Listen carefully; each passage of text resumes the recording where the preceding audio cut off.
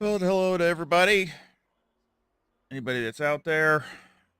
Again, if you can hear me okay, just let me know. Well, hello to everybody. Anybody that's out there.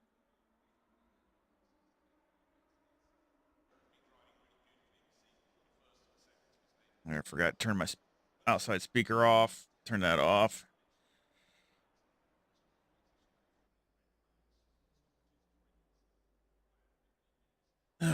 I don't know if it's worth going to a chiropractor or not. I feel more sore after going to a chiropractor than before I go.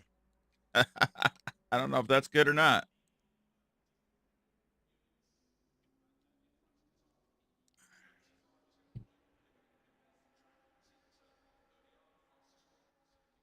Hello. So my idea was there's so much confusion, which I probably should have put on the title about this TC2. I mean, does it work? Does it not work? And what I mean by does it work? Does it improve your lap times? Is it slower? Does it hurt your lap times? So, I've seen a lot of guys that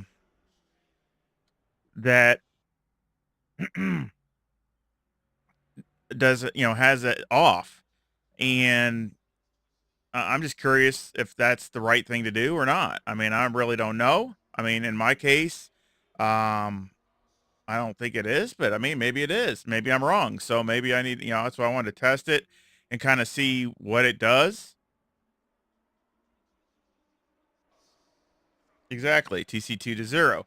Um, I just noticed reason I really thought of this is my last race that I had. I don't know if anybody that saw it that I won in E seniors at Laguna Seca. I was in the Huracan Evo 2, and it's a good, interesting race to watch, especially at the end because Brad in the Porsche behind me had maybe a little bit more pace than me by maybe a couple tenths. But also, I think what happened is if you really watch the last few laps of the race, I mean, I was just really trying to pace myself.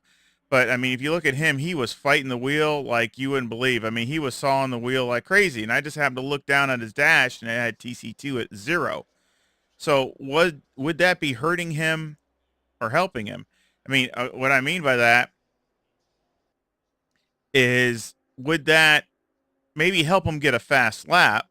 So okay, I can understand that. Maybe TC2 at 0 would help you get the fast lap or a couple fast laps when your tires are fresh. But does it hurt you later? Is that that's my question.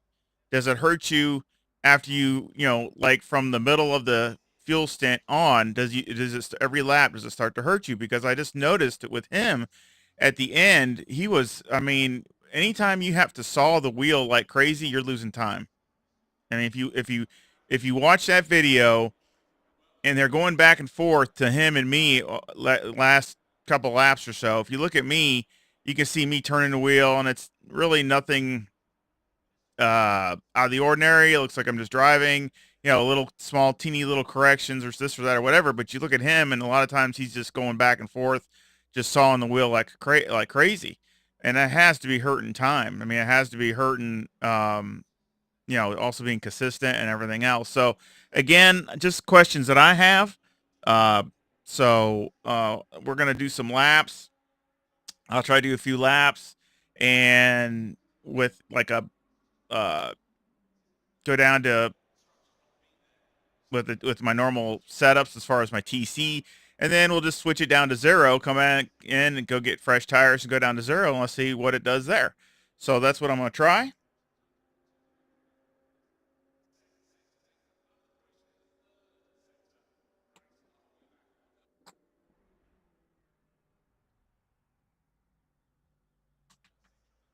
Uh, See if I can get this going here.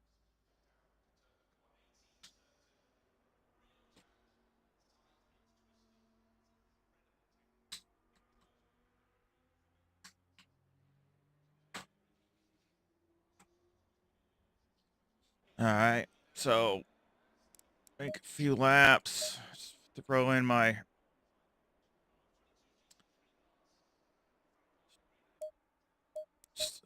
one of my base setups that I've been working on because I got a race tomorrow here in Pan Am with the Porsche.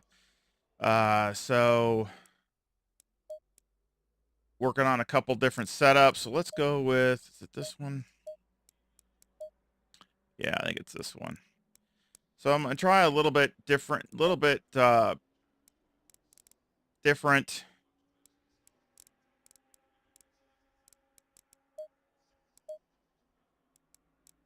So you can see I got 4 pretty much all the way down.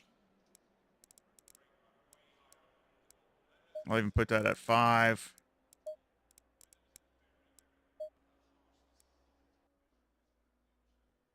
I try, especially here at Suzuka, I try to run right around 27.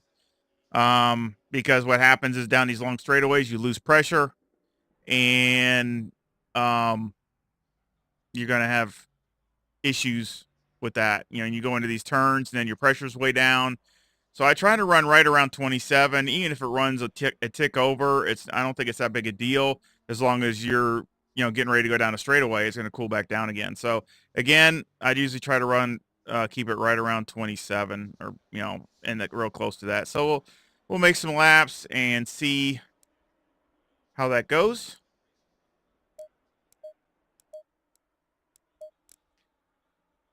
Do this for a little bit. Make sure I see what kind of times I can do with like a normal type my setup.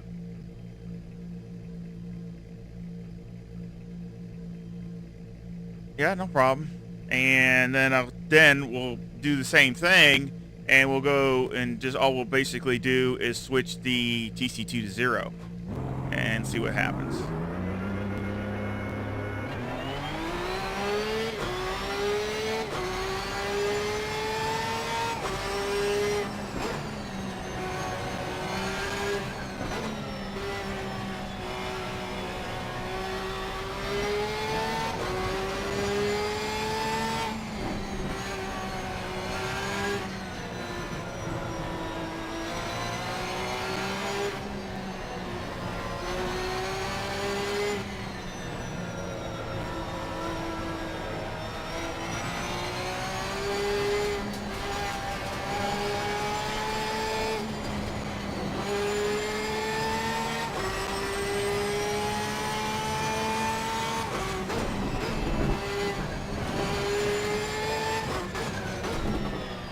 Just watched Porsche get pole at Spa for the 24-hour. So that was good. I think they're first and third.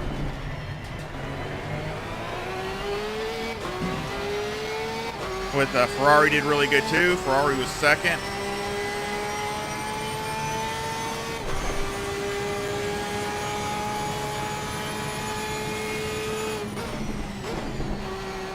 Should be a great race like it usually is.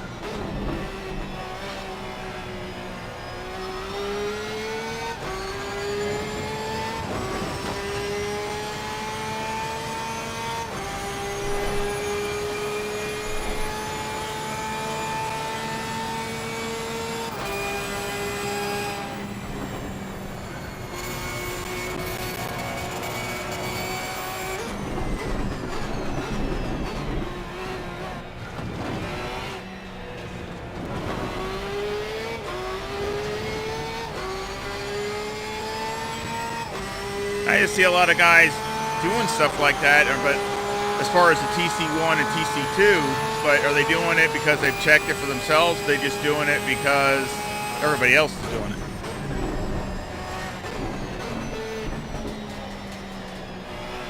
Again, I'm not saying if it's the right thing to do or not. I want to find out.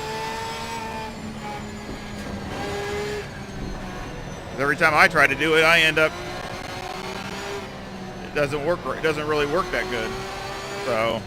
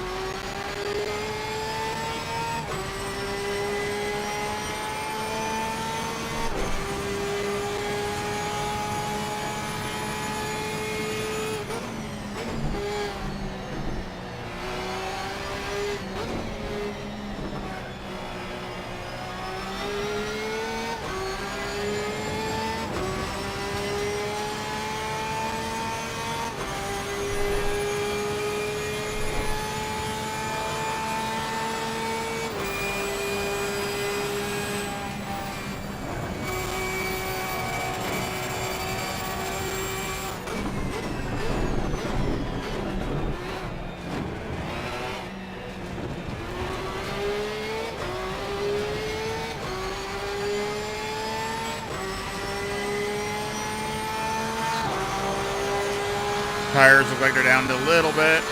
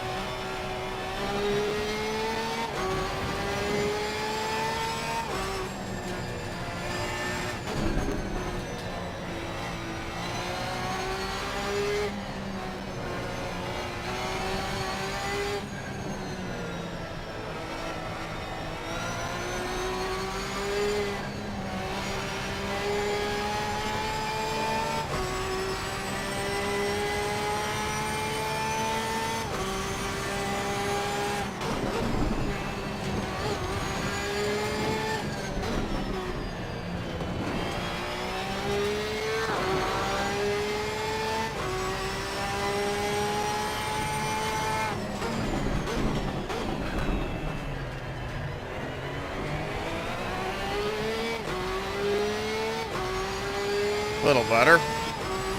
Tires are coming back up.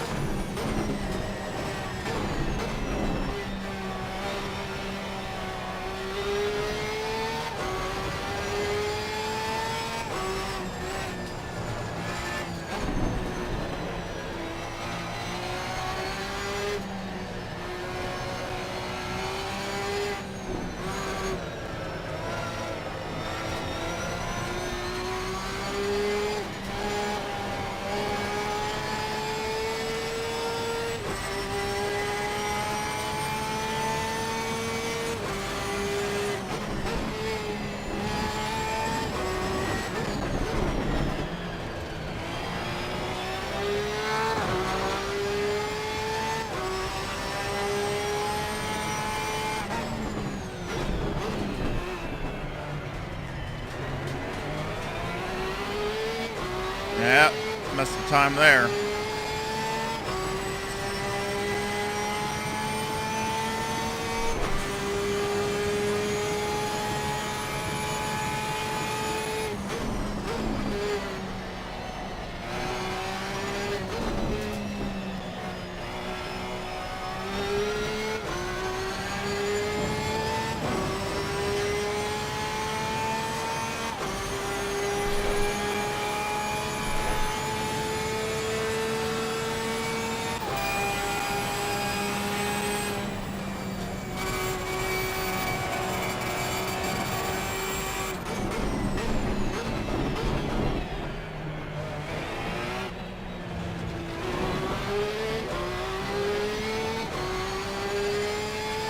That's consistent.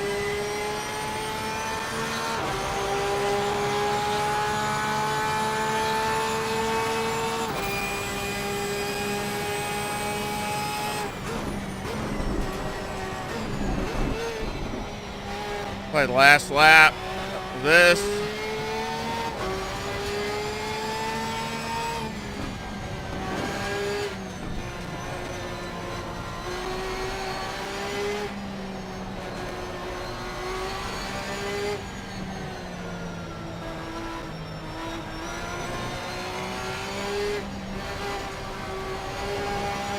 Whoa.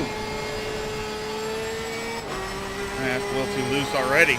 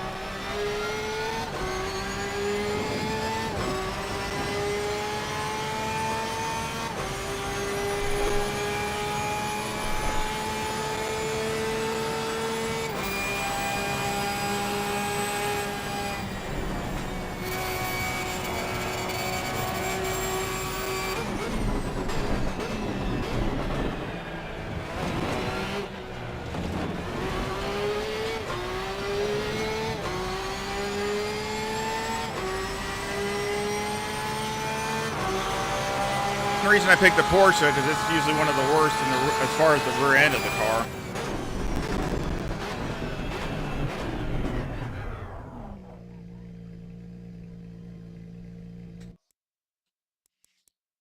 But if there's other cars that you wanted to look at, we could do that also.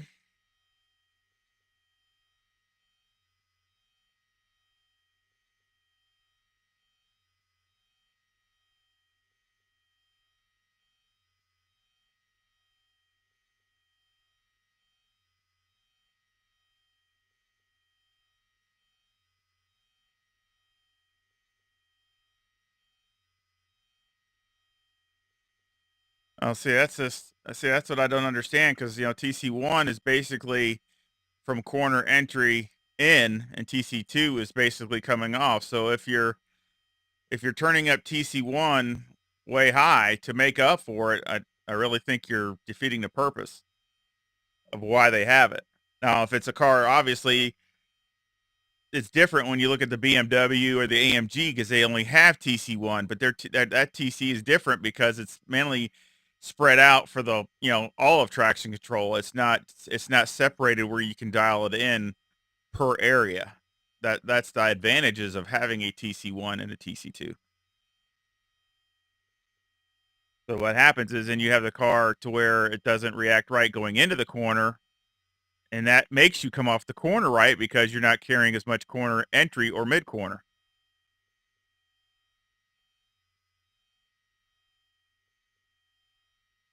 So again, I mean, it all depends, and I'm sure setup does have a part in it but that's the point. I mean, that's what I'd like to find out, just for the fact that with especially and even in real racing, real racing's the same thing, and in to a different extent. I'm not saying it's exactly the same as ACC. Don't get me wrong. What I'm saying is, for every action, there's a reaction. So if you do one thing, sometimes most of the time you got to maybe do another adjustment or so. That's just that's with anything. But just a lot of times you see guys that say, "Well, if you turn TC2 down to 0, you're going to be faster." Well, okay, maybe not. That's what I want to find out. Like here, I actually think it's a little looser than I like. So we can try a couple different things. I already got I don't want to change a lot in the setup because I don't want to get an inaccurate test. So I'm probably just going to leave everything the same for right now. But I have another setup that's got more downforce that I'd probably do. We can check that one, and it's got a little bit more grip than this one does. So let's go ahead and turn this down to 0. I'll leave everything else at 4. Or I'll even turn the, no, not that one. I'll turn the TC up to even 5. But we'll leave everything else to 0.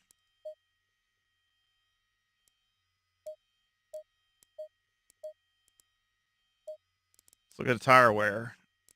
Yeah, about normal for the Porsche. It's not the worst, but again, it's one reason I was testing it with this car is the rears seem the worst, or one of the worst.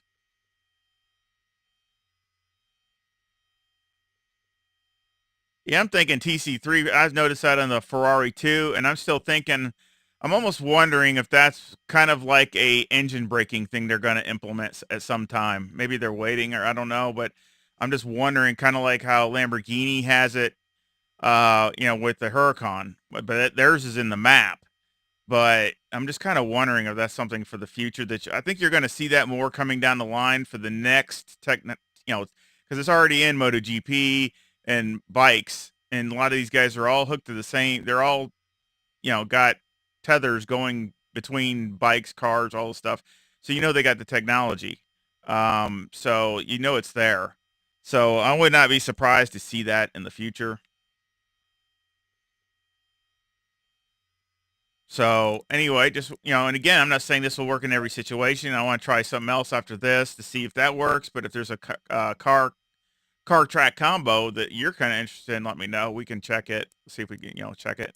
But I want to check this one because the Porsche usually will be very telling because the back end's already usually not the happiest in the world anyway. So where other cars, you might not notice it as much till like, unless it's a longer stint. So let's try this again.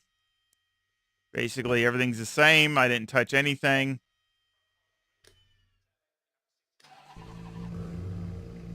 And we'll do a, let's check. Oh, I want to look at one thing. I want to look at timetable. See how many laps we did. Okay, so we did out lap. We did 1, 2, 3, 4. We did 5 laps. Mid 201s pretty consistently. Even that was even better in my. So that's about another almost 2/10. So, yeah, I was running faster than this before, but it was with that other setup. I was running with more downforce. I was running 201 lows, or almost into 2.0s, high 2.0s. So we can try that later. But this is just to get a feel to see what it does.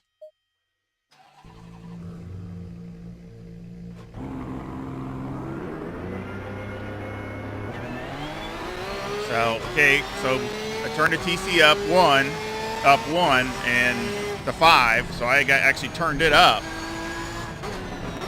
And TC2, I have it at 0.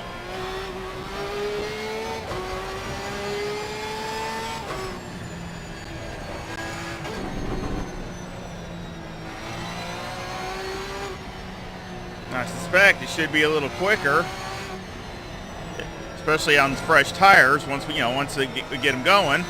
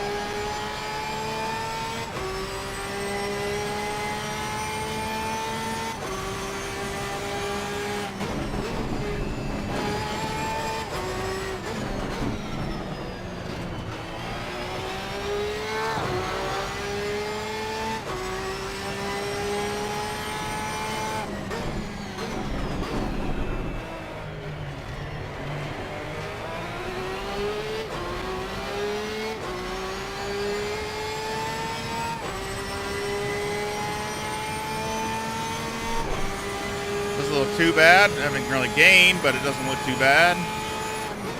But it's going to gain. It's going to have to gain when the tires are good.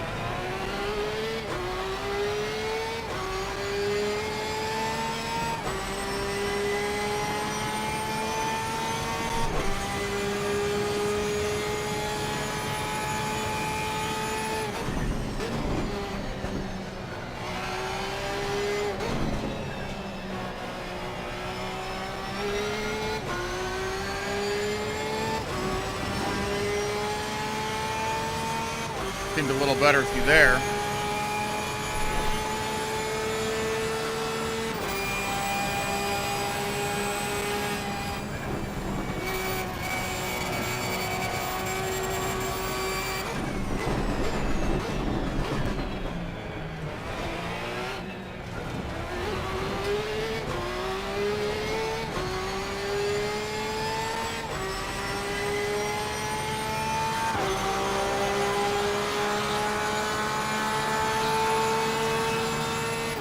Better time.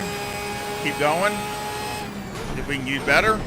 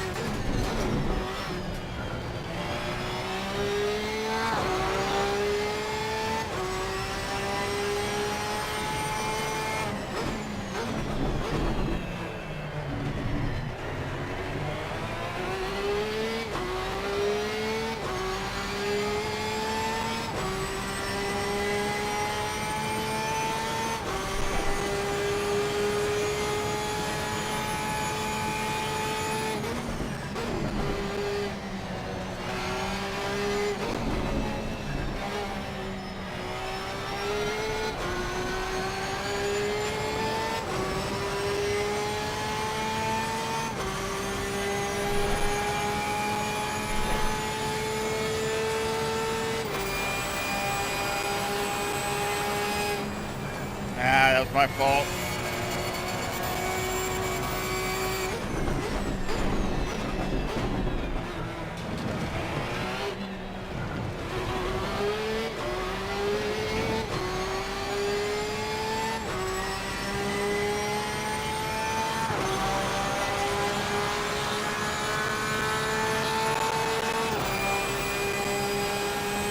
Still not, still a good time. Comparing to the others.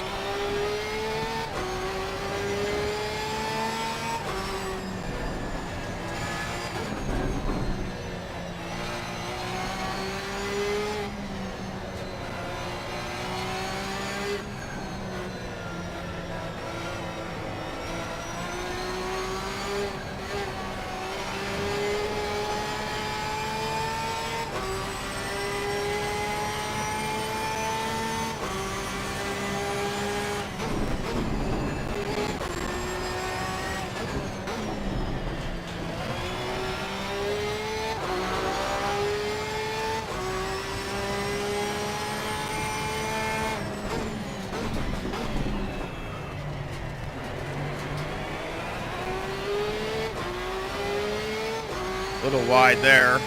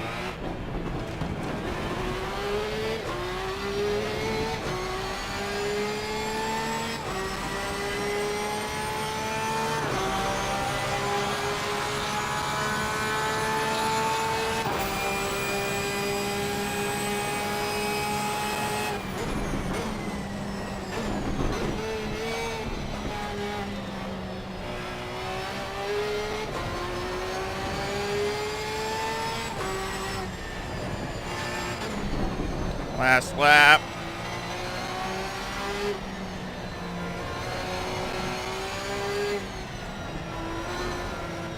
Yeah, see, I think it's sliding more now.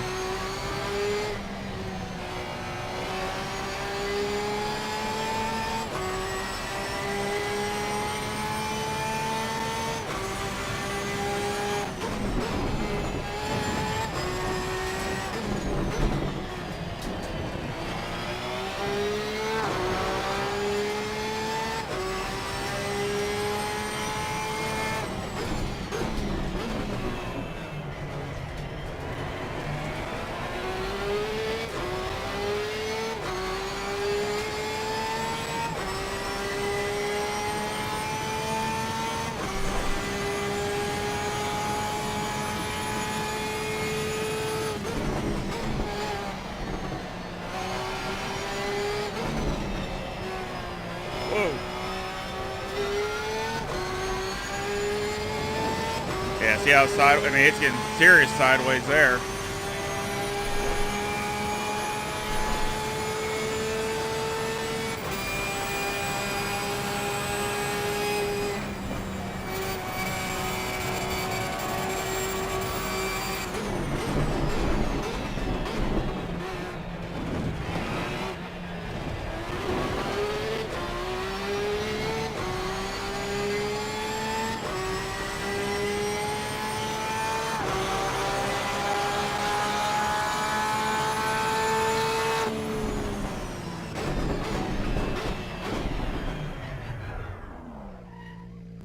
Well, what does everybody think?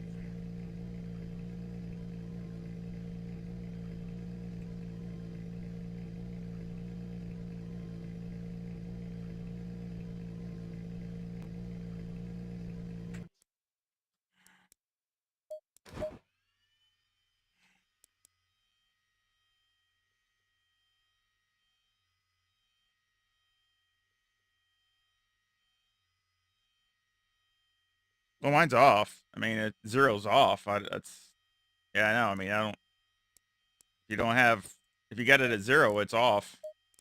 So,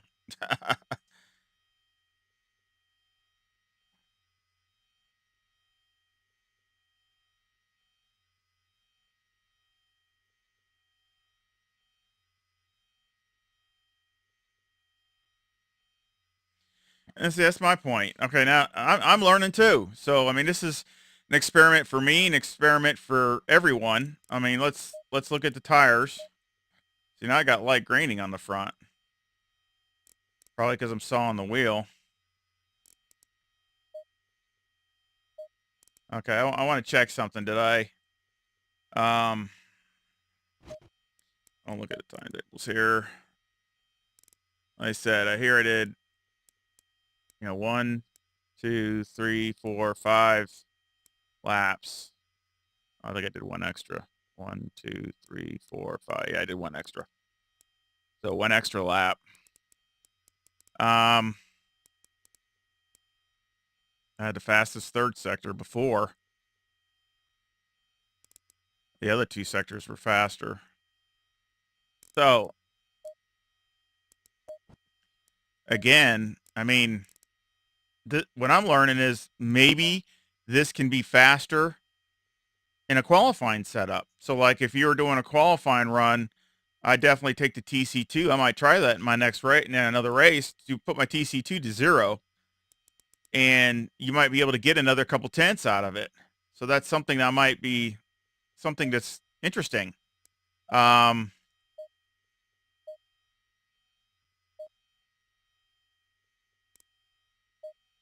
yeah, one more lap. It's,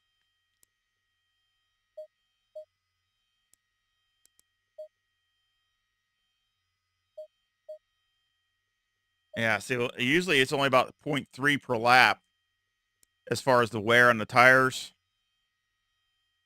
This is actually 0.45. So it is wearing the rears at a quicker pace than what before. So because usually on average, at least with the Porsche, I know because I've looked at it 1,000 times, it's usually about 0.3 per lap of wear on a tire, roughly.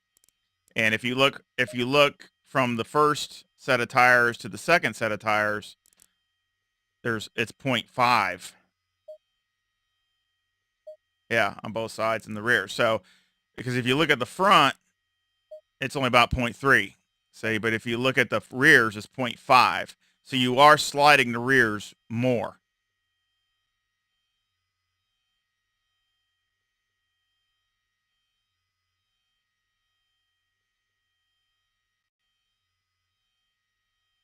So there, I think, very preliminary, obviously. But what I'm seeing is, so definitely in qualifying, I think it would be something to look at. I mean, like I said, I would like to try it and see, because I think there's a couple tenths that you can grab when the tires are on their qualifying rubber, and you can slide the car and get it to accelerate a little faster off the corner and get away with it in qualifying, because who cares? You're only doing a few laps. But in a race, I don't know if I would want to do that or not, because if even even if it's a sprint race, you're doing 25, 30 minutes, at least with the Porsche for sure. Again, other cars might be a little different, but the Porsche already blisters the rear tires. And as you can see, if you're putting zero point 0.5 wear on tires in the rear per lap, it's going to drop fast. You're going to be, within 25 minutes, you're going to be like on ice. So, I mean, that's what I see. Um, we'll change now to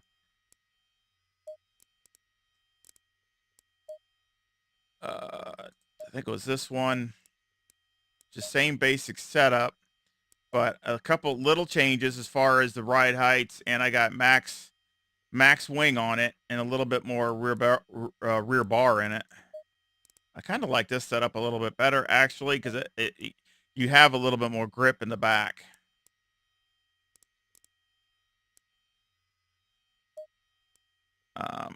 You can try this and do the same thing and see what it does. Some setups in 1.8. Some of them I've checked. I mean, they're not terrible. It's not like the car is undrivable. It's just not optimized. I've gone over some videos of things that I would change.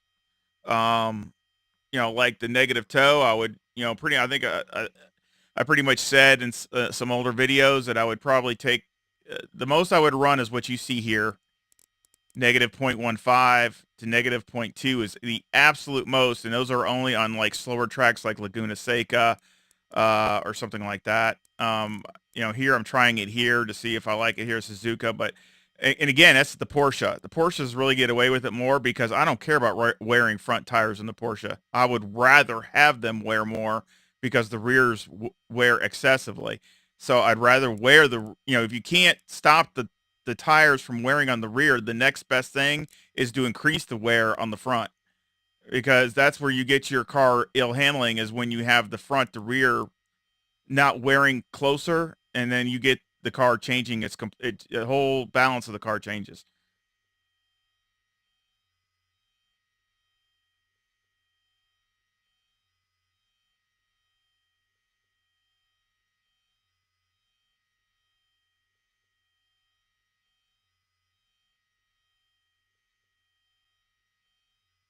And I have to agree with Daniel on that, at least for right now.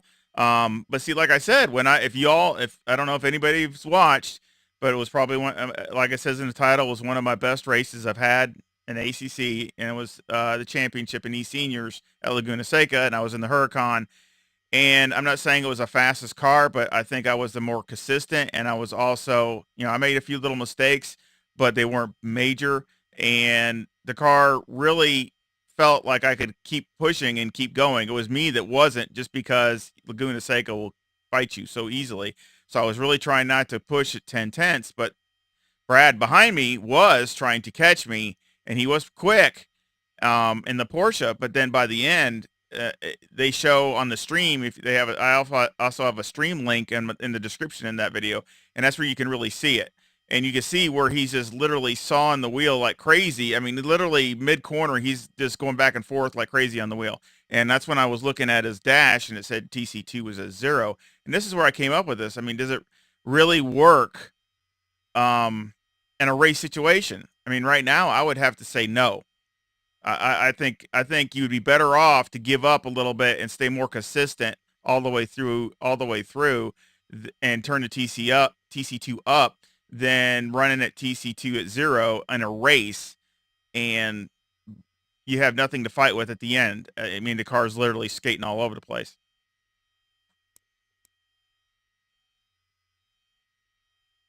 Yes, thank you. Yeah, my wife's fine. So she's good. She's finally back to work, so that's always a good thing. Get to work. Get to work. But no, today's my day off, so I work too, like a 60-hour a week job, so I work a ton. But yeah, today's my normal day off. So this is a good setup. Again, I have the race for Suzuka with Pan Am tomorrow. I'm not doing so hot in that league. I've had so many problems with the Porsche, and that's why I keep trying. I don't give up. And this Porsche, I'm starting to figure things out. I'm starting to know what it's like, what it likes and what it doesn't like. And I think I'm making some headway. I really do. It's driving better than I've driven, than it's driven in all year. So I think I'm there. I'm not saying I'm there. That's what I mean to say, but I'm definitely a lot closer. So I was going to try this, and let's see what the times are on this, and we'll kind of do the same thing. Now this has got more downforce than the other package. So again, that might help the TC2 thing because you have more grip back there. But again, something to see what it does with the TC2 on and the TC2 off.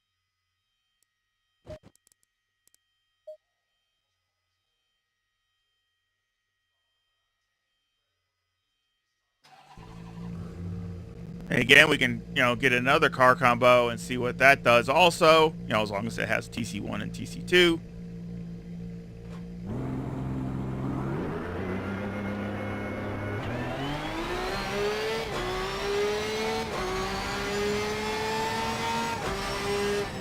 Still love this car. I mean, I really do. I'm not saying it's, the OP car, because it definitely isn't. Although it's on the poll for the Spa 24 hour, if you missed that. I just watched that before I started the stream. And they're first and third with the Ferrari second. Ferrari was really strong. But that's not surprising at Spa.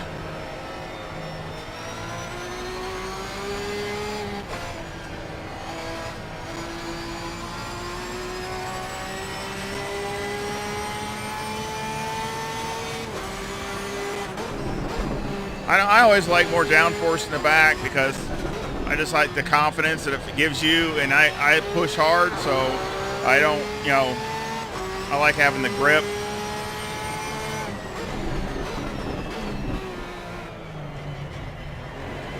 And of course, if you have more grip, then that means you can do other things. If you have more grip, that means you can make the car turn in faster, or you can be more aggressive with the brakes. You can do, it's not just the grip, but you can, to take advantage of the grip, you can do other things to the setup to make it better. Where if you have no grip, you can't.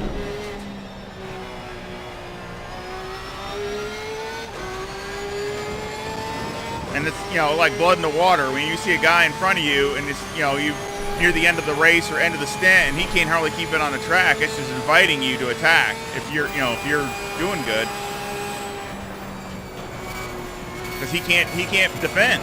I mean, he can't do anything because he's just barely trying to keep. He's just trying to wrestle the car and keep the thing going straight. I've been there. I've done that many times. Where I've gone with a lower downforce package or something, and it was terrible.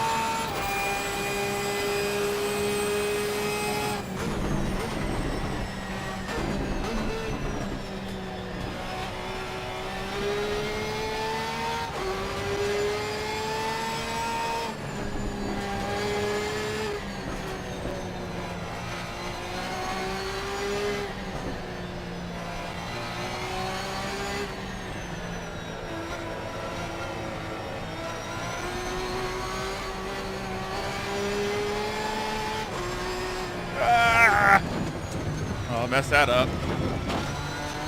Thought I had it too.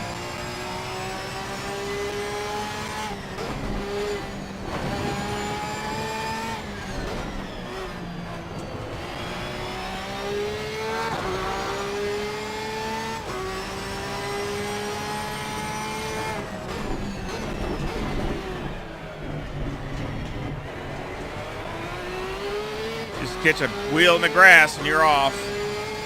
Luckily, I didn't go all the way off.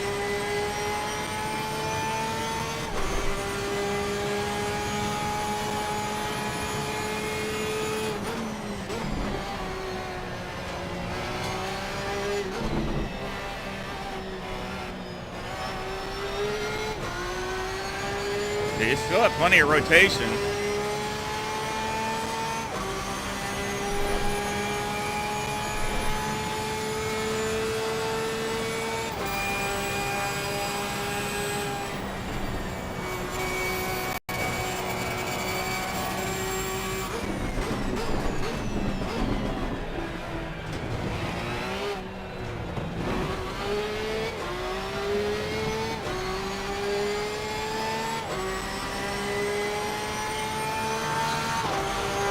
All right, let's see what we can do. This is one.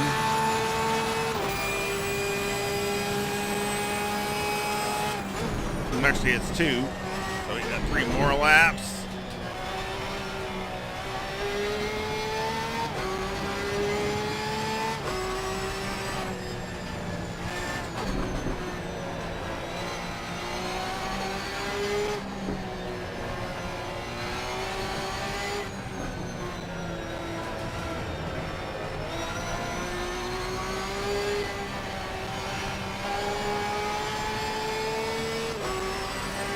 Still up a little bit.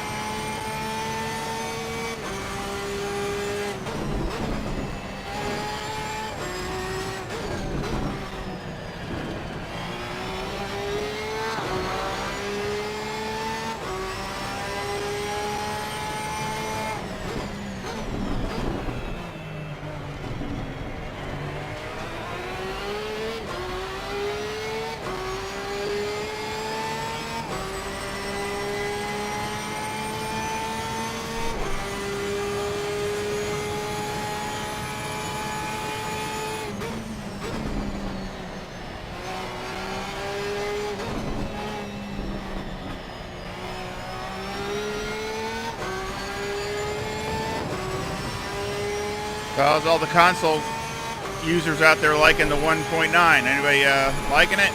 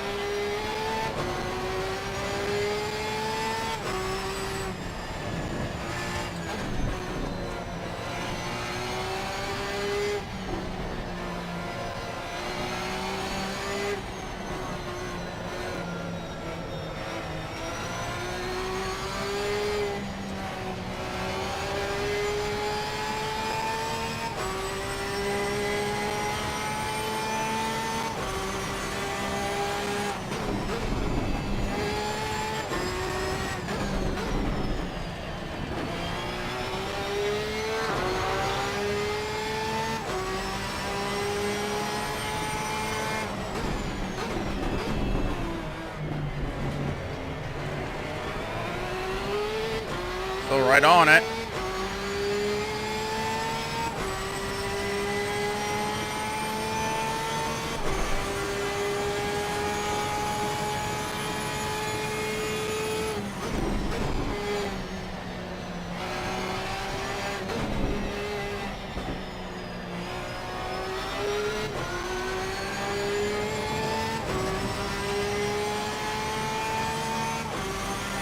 One more lap. One more lap.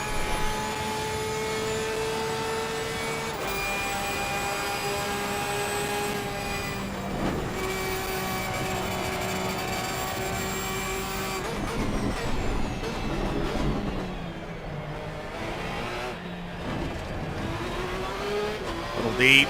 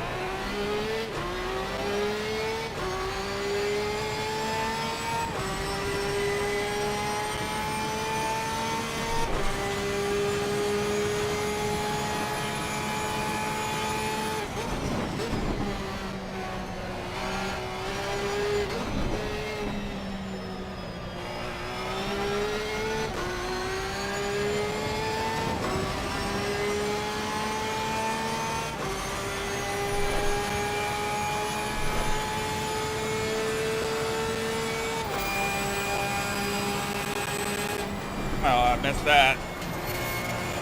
Blew that lap.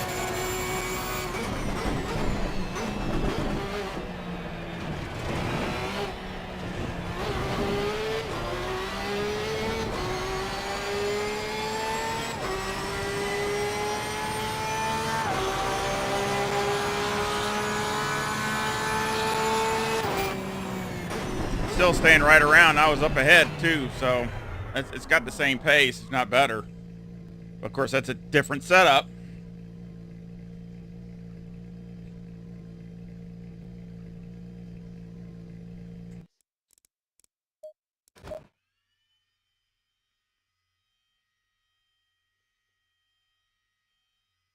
Oh, they got issues with the new update on the Xbox.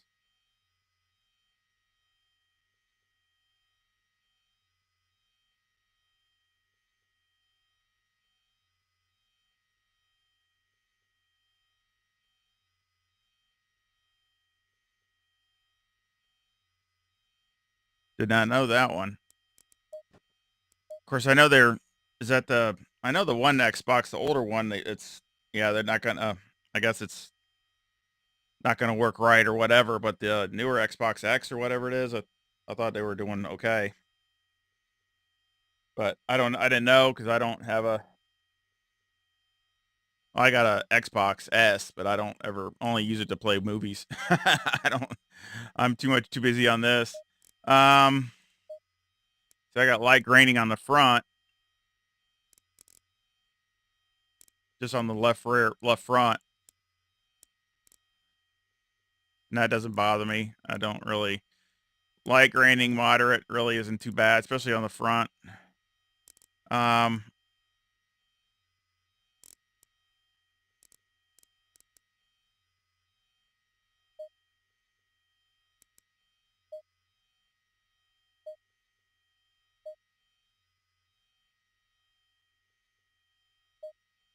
and it's still got a lot more wear than the rears on the other one.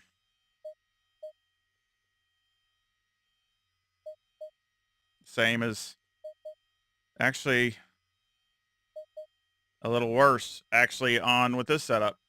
So I got more downforce, but the rears are just I mean, very close. The left side looks like it's the same wear, but the right rear, it looks a little worse.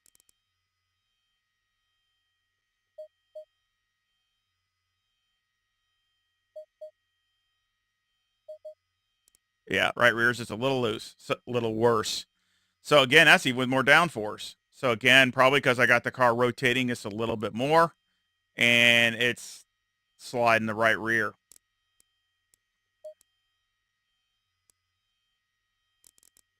Last lap, I thought I was going to have it too. I thought because I had about at least a tenth of a second in my delta, but just messed up the last sector. Let's look at the sectors and see what it looks like.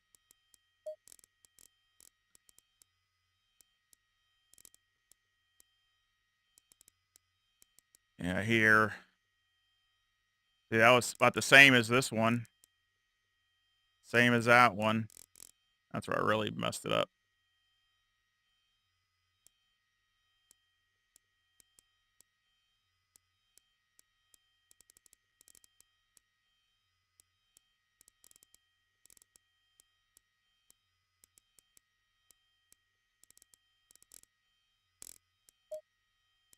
So,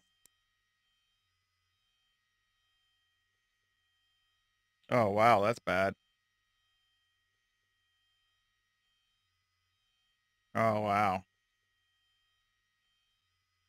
Yeah, that's messed up. Track jumping around and just cars randomly stopping. Oh, that's not good.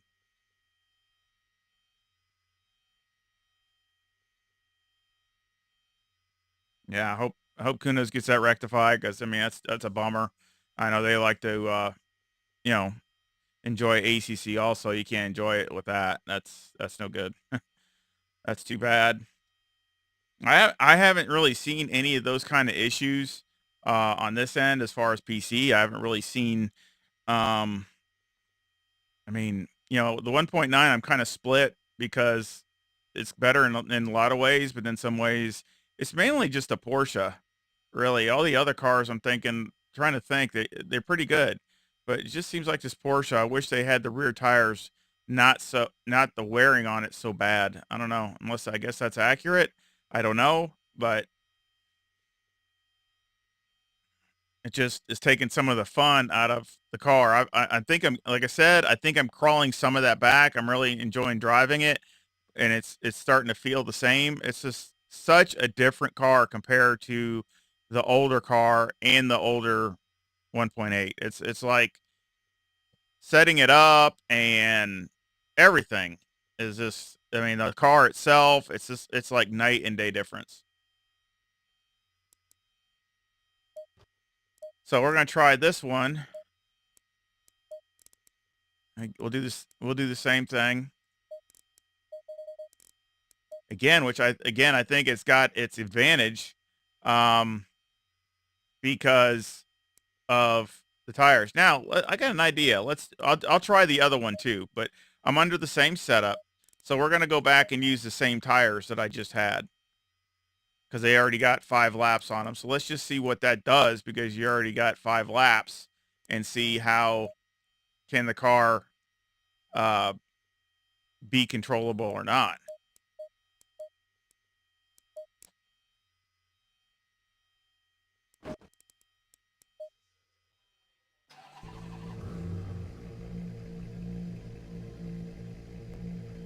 Again, I hope they get it fixed for the console users. I know it seems like it's worked the best from what I've heard. Now, this isn't fact. This is just what I've heard. But it seems like it's worked better on the PlayStation. Was it the PlayStation 5 than it has on the Xbox for some reason? Maybe I don't know if it's something to do with the graphics or what, or just operating system.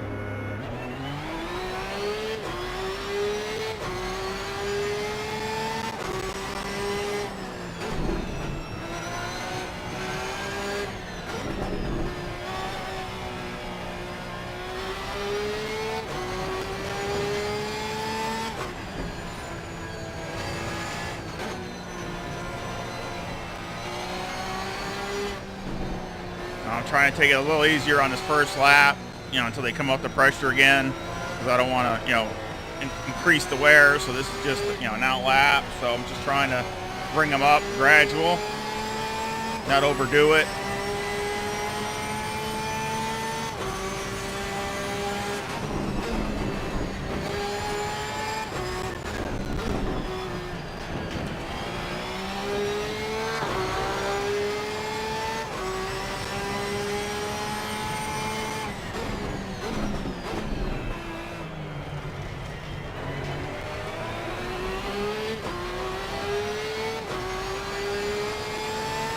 I think this is, again, these are just a lot of this is just my opinion, okay? I'm just talking out loud to all my sim racing friends. But a lot of times it's kind of like, everybody gets stuck, like, if you're buying a car, you see a car that's got the most horsepower, that's the one you want, okay? They don't talk about how heavy the car is, or other, any of the negatives. They just talk about how much horsepower it has. Or maybe the car has all this horsepower, but it can't hook it up. So you got all this horsepower, but all it's good for is making a good show, but not really producing any kind of times. Okay, you got another car that's got a lot less horsepower, and it's faster because it puts it to the ground. Okay, so it's the same kind of thing with all these custom setups. They got all these custom setups, and they see a great hot lap by an alien, and so then you get the setup, and maybe it works great for a lap, or a few laps, but what happens by the end of the race?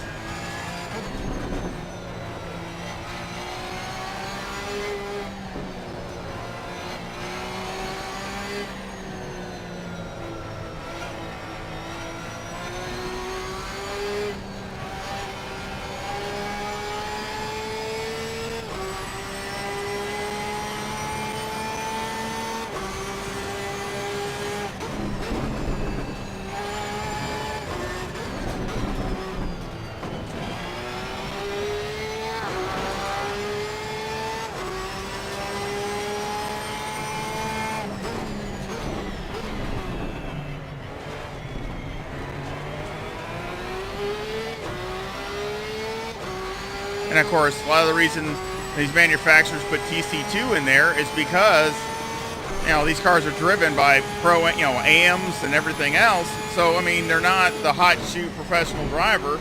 So a lot of times the TC2 will help in that situation. It's the same thing in sim racing.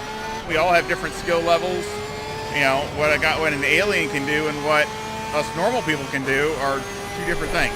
So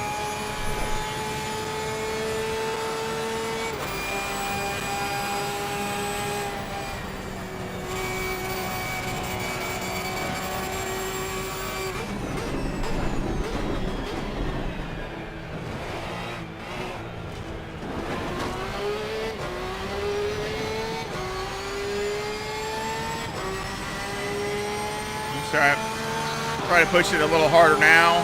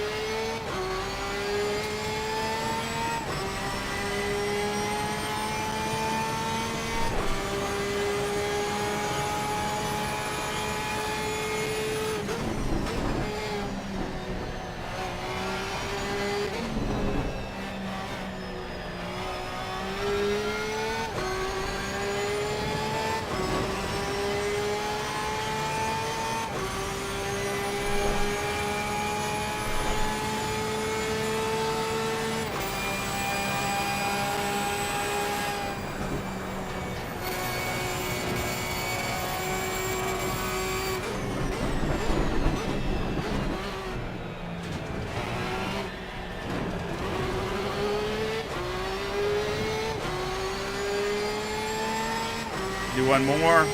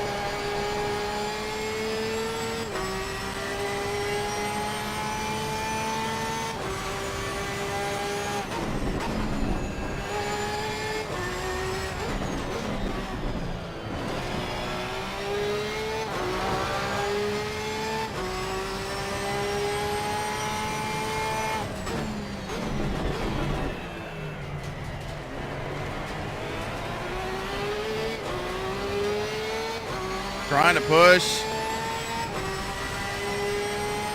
This is the corner it seems to lose the time at. Loses a little bit through here, but then this corner seems like the worst.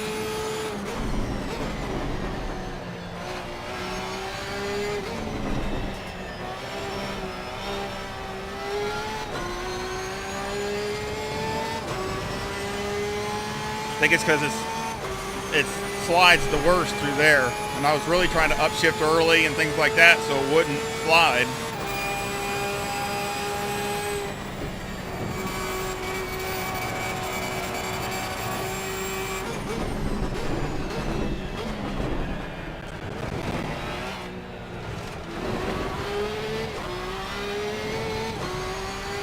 Not bad.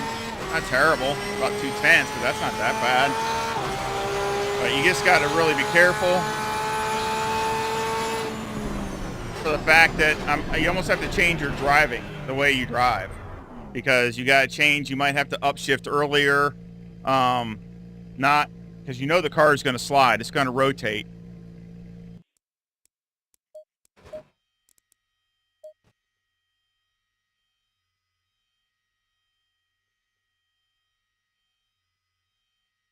So, let's check the setup. I wanted to look at the tires. It's got light graining, but that doesn't really worry me that much. I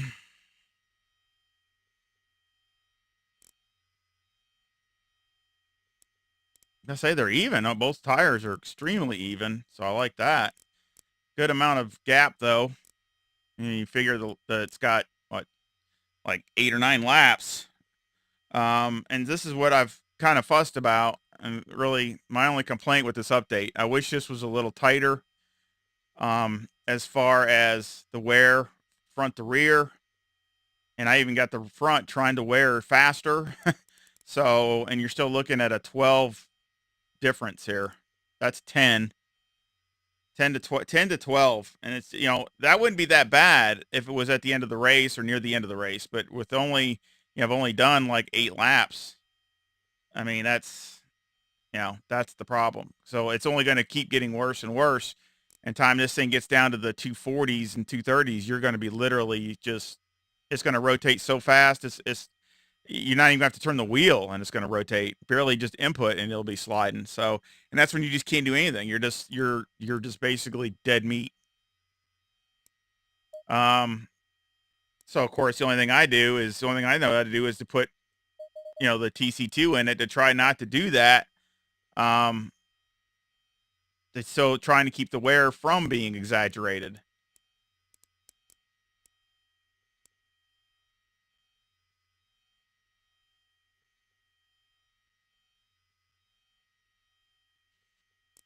So, I mean, my suggestion again would still be, and I've learned something. I mean, my suggestion would be to run TC2 off in qualifying, because I think I'm giving away time. I definitely think that I could probably gain at least a couple tenths in qualifying, because you could have the car give that little bit of off the corner rotation and see if it, you could gain that little bit of time. Is tire wear is totally irrelevant. Who cares? You just want the fastest time. But in a race, I'm still really leaning towards having the TC2 on. Not for because again, fast lap really means nothing. It really does. I mean, I didn't have the fastest lap when I won at Laguna Seca. I was about 2/10 off, 2 to 2.5 tenths off. But my reason I won was because, well, obviously it's hard to pass, but it's not just that. I was just also more consistent. So again, it's being able to be the consistent with it and having something at the end that allows you to be consistent and not totally losing a second a lap or more, which I've done with the Porsche. I've literally done that. So let's look at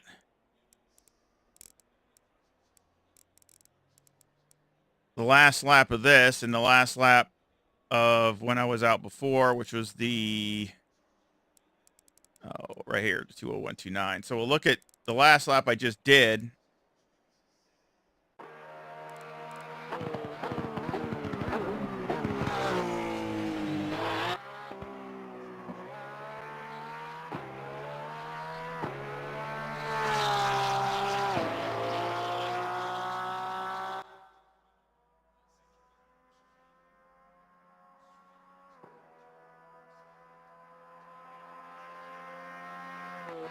Of course, this is with max wing. So again, this is like, speed wise, I know I'm down probably a mile, 1 or 2 mile an hour on a straightaway, but I don't care.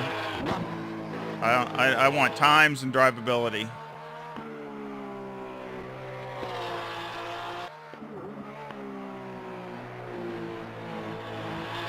Speed down the straightaway does not make you win.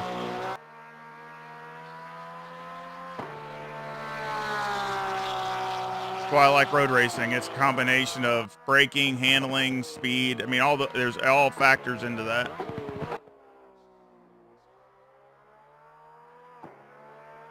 Gotta love the sound of the Porsche. Even the upshifts sound good. Hearing a little pop when it shifts.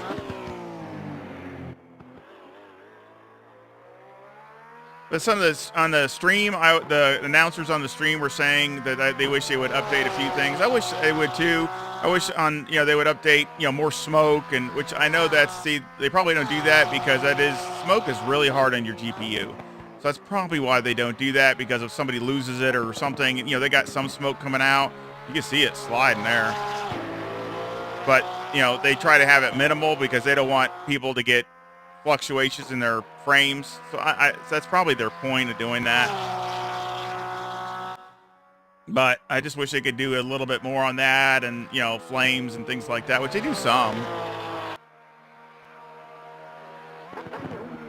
I know they'll never do anything more crash damage. I know that.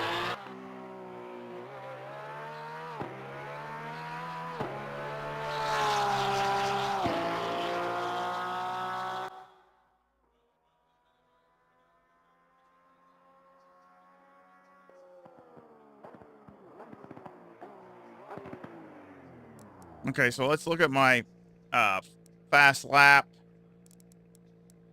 and with the TC2 off, and that was with the lower downforce. But I mean, again, it was speed wise. We'll see the difference in that too. I did like 162, so let's see what we do with the less wing. It's not really a low downforce. It still has a 10 wing, but it's just a couple clicks less than what my high downforce is.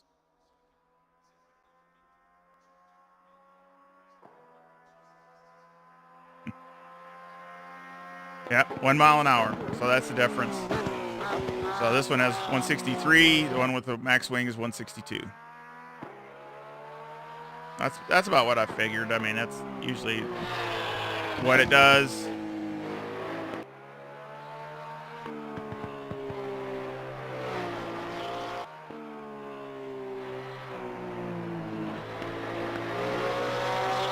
I hear a lot more with the Porsche now. I hear the popping and stuff when it's shifting. I don't remember hearing that before, so I like that. Hear that pop.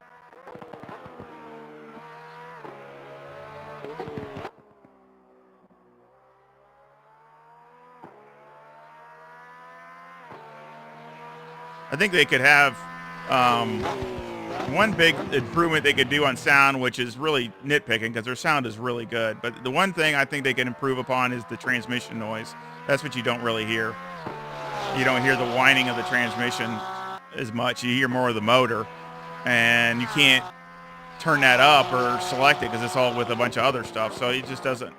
You can't pinpoint it to where you can get more noise of the whine of the transmission. I kind of think that's where they can improve compared to real life. Because if you hear real life, in cars and stuff, that you can hear a lot of the transmission whine.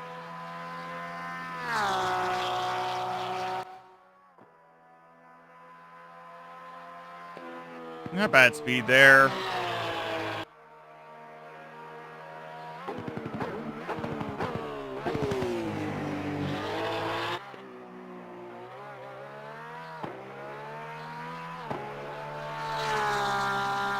So any other requests on any cars? Anybody need help with setups or anything like that?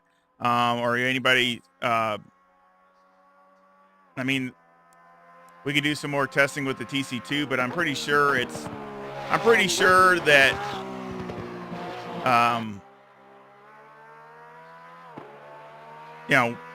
in my opinion, again, I'm not like it's in concrete, but I still think TC2 is there for a reason. And I think it's mainly for race, and it's mainly for, depending upon your talent, your driver skills, there for people like that. I still use it, and I don't think it hinders your time overall. It does on the short aspect, on a few laps. Yes, it does. We've proven that it does hinder your time. So again, in qualifying, something like that, or maybe even to catch somebody. Maybe let's say you had a pit stop and you went out on fresh tires, and that person's a couple, maybe he's a second ahead of you, and you just want to close that gap with fresh tires. You could turn the TC2 to 0 and get the few tenths, extra for them first few laps, and then turn the TC2 back to where you have it, back at a rate where, once you maybe make up some time and you're with them, now you're pacing them. Now you can kind of turn it back down to save the rear tires. That's something that's very smart. Now that would probably work. Okay, that's again, and there's a lot of people that they change their TC 1 or 2 or their brake bias during every lap, and that's another thing I've noticed. You get some of the aliens, they will literally change, like at Spa, they'll change their brake bias every lap back and forth, which I'm not going to go into that. That's just, to me, that's too, it's probably why, I don't get as fast maybe than I could be, but I'm just not going to change the brake bias all the time, all over the place.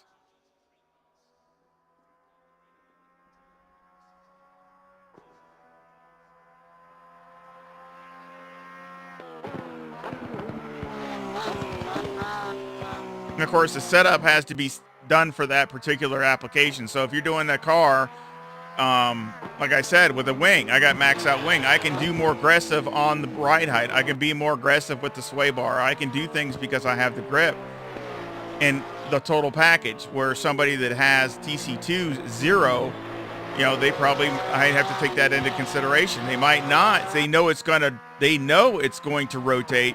So they're not going to have the ride height and certain things set up to where the car rotates on its own. I don't go across that way. I like the feel of the car, especially like this hairpin coming up. If the car does not rotate fast here at this hairpin, you're going to lose a half a second. Easy. You got to have the car rotate as fast as you possibly can there. I mean, I wish I could have it rotating faster, but of course, if you have it rotate too fast, then what happens is down in this other corner, you're going to lose it. It's going to rotate so fast that the car will come around on you. So you're trying to find a balance. But I don't like rotating it with just rear tires, because that's like throwing a whole bunch of brake bias into it, and all you're going to do is destroy them. I mean, if that's your main way of rotating the car is with the rear tires, I just, I don't know how the car can stay consistent for a whole stint.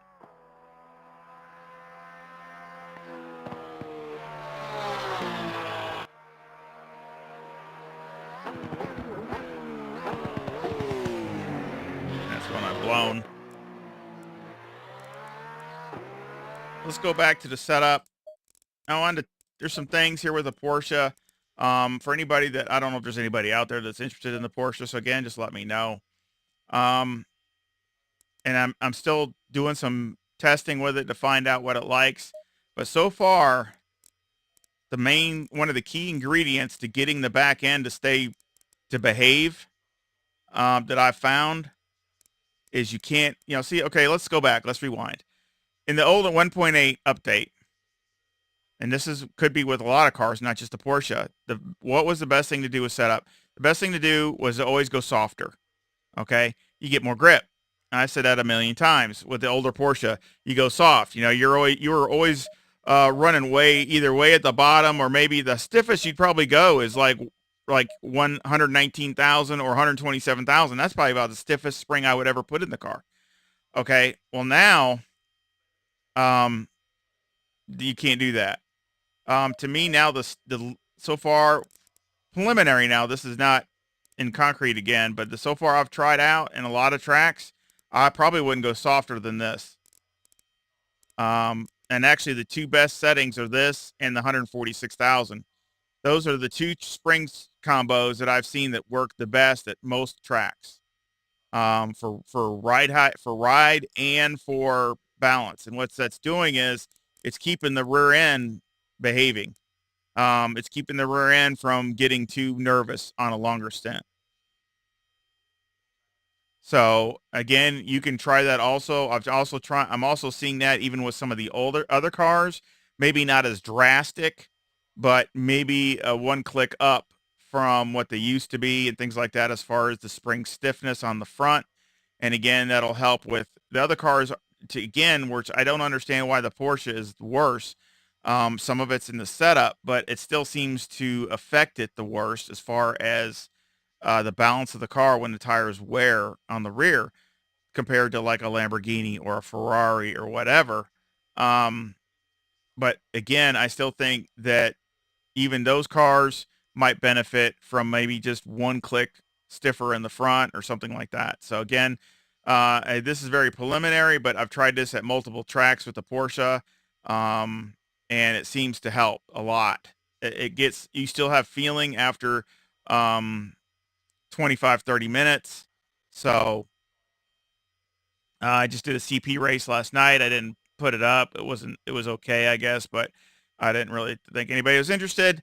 But it was started in the rain at Monza, and I ran slick stuff from the start, and it literally made it 45 minutes. I made it 45 minutes the whole time without a pit stop. Now I started starting to rain, and the tires were kind of messed up because, you got it so cold, but it still made it to the end of that 45 minutes. I really wanted a dry race to see if that's the reason I was doing that race, is to see if I could make 45 minutes without a pit stop. But again, I tried, but I dang CP server. I mean, that's one of the things I don't mind some rain, but it just seems like there's always got rain in it. The two races I've been in the last week, it's got rain. I mean, they need to stop some of the rain. It'd be more interesting. Rain's okay, but not that often. Yeah, that's another thing. Blown engine. I agree with that. I've always, one thing I didn't like about Project Cars 2, especially with the Porsche, you always had some kind of, no matter what you did, the engine always had some kind of damage, which I never agreed with. These cars are meant to run 24 hours, but I wish they could implement something maybe to be a little bit more, uh, maybe just a little bit. Okay, just creep on it. A little bit more to where guys are really being hard on it with doing different things that it might you might get a little damage or something like that. I think they should, maybe look at just not go crazy with it, but just a little bit. And of course, if you're doing it over and over again, yeah, the engine will blow. So that would be another aspect where guys that are doing that might have to dial it down. I don't know about track fluid. Yeah, I don't want to do that. But just seeing some smoke come out and it pop that would be kind of different. But I've had that before where I done that and it had engine damage, and I kind of be aware of it. Well, I got to be easier on downshifts. I can't, it was yellow, so I didn't want to blow my engine. So I just think maybe they should turn that up just maybe one click as far as the sensitivity to that.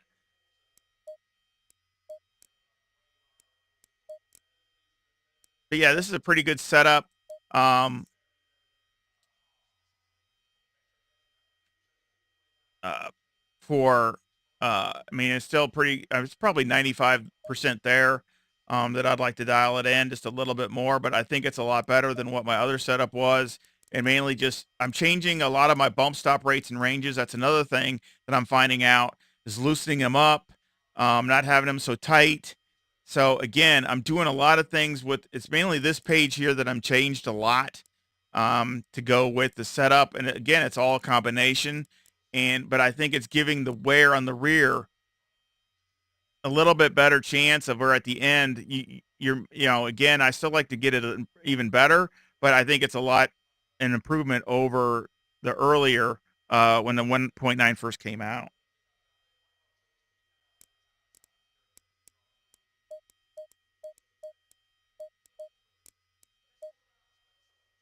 So any suggestions? Anybody want to do anything, or you just want me to freelance it?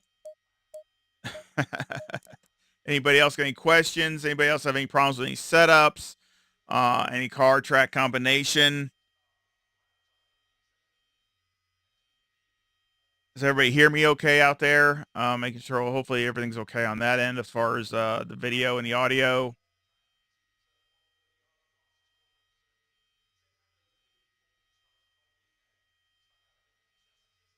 Unfortunately, of course, LFM don't have much going on right now or in between seasons.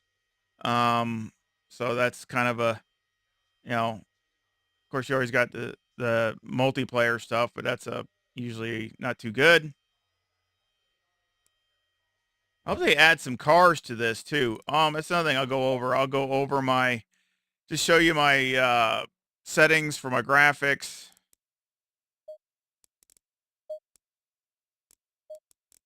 And you can see, basically got, 4K frame rate. I tried HDR. I don't like it. It just doesn't look that good. It looks too saturated, so I don't have that. I can turn it on because I do have HDR, but it just doesn't look that good. First, you can see everything I got on Epic.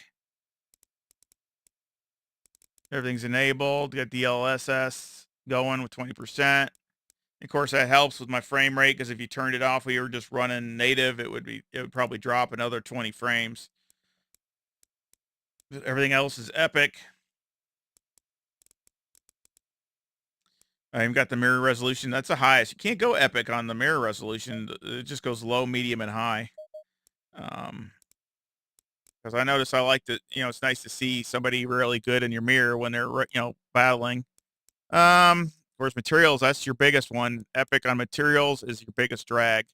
That'll put a hurting on you, but I do notice a little bit of a difference, especially in the surroundings.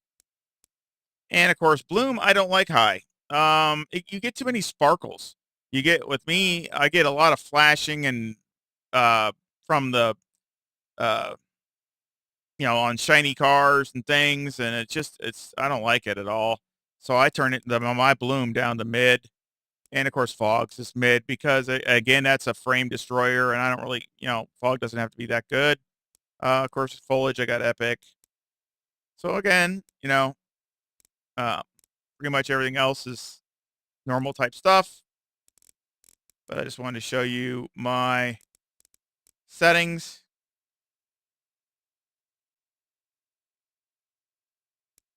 Okay, thank you for letting me know. Appreciate it. Appreciate letting me know about my sound. Thank you. I just want to make sure everything was okay. One thing I think my graphic, I think on the stream it goes to 1440. I think that's what it's supposed to do anyway. Of course, on my videos they're 4K. So I just wanted to show that. But like the audio, the one thing I don't like is where where is this? Is it tires? Yeah, like tires. I mean, I got that down. I don't like hearing the squealing because that's not real. You never hear slick squealing. The only time you hear slick squealing is when you're locked up, sliding. You're already out of control. So I know that's how you can tell, obviously, in sim racing when you're losing grip. So I get that. But I try to have it at a minimum because I don't like it. It kind of kills the immersion because you're never, ever going to hear a slick tire squeal. It ain't going to happen. Even if it's sliding, the only way it's going to squeal is if you're out of control. I know for experience in real life, unfortunately. See, everything else again is mainly just normal stuff. Of course, I like to hear my opponent so I can kind of tell where they're at or, like to the side of me and things like that. So I turn my opponent up. But it's just, those are personal preference, really. I just wish they had something in here for transmission. See, that's where I wish they would have something separated. So you could, just like you have onboard, exterior engine, all those things, if they could have a transmission noise by itself and you could turn that, because that's what you hear in cars and in real life. You hear the transmission whine, and you don't hear that as much here in ACC. That's the only thing really that I say on sound that they could improve upon. Everything else is really good. Again, these are just my opinions, but again, I just show you this stuff so you can get an idea of what my settings are. Let's look at just a couple laps. I'll show you the end. Now, this is the race that I won here at Laguna Seca, and I'm just going to show you, the last couple laps of me in the car.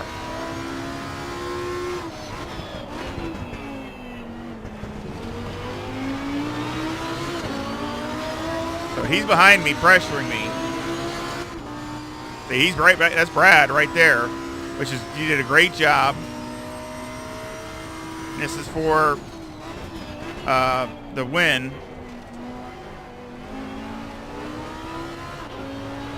But what I'm really wanting to look at is watch my... Turn the HUD on. Let's look at, you know, my inputs, things like that. And it's a 50-minute race, so this is right at the end of 25 minutes. You see I got my TC2 on 4. Again, very small corrections. But you see me turning the wheel to get the car to rotate. Again, I was running a little wide. You know, I was nervous of that corner.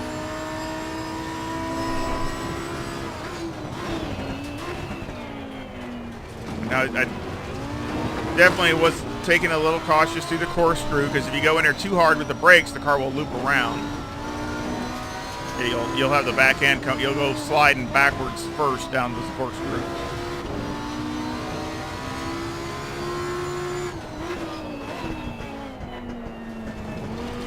But you see how my inputs are. They're just normal inputs. You don't, I'm really not fighting the car.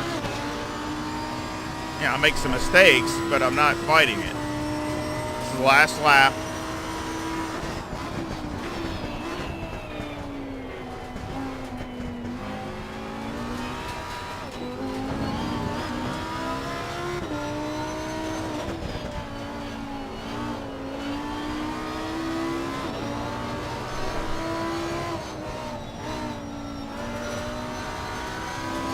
We'll take a look at Brad and see the difference.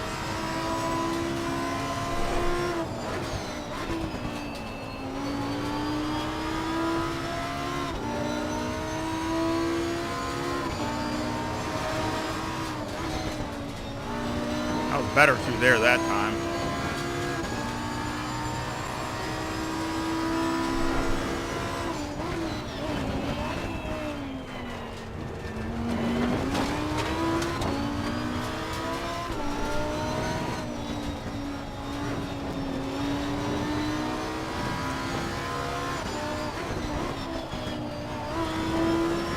You see, I'm not really fighting the car. I mean, it's just, I'm just turning it, this and that. I probably could have been a little bit more aggressive, but I'm not fighting it back and forth, not at all. This is E-Seniors. So again, this is for all us old guys.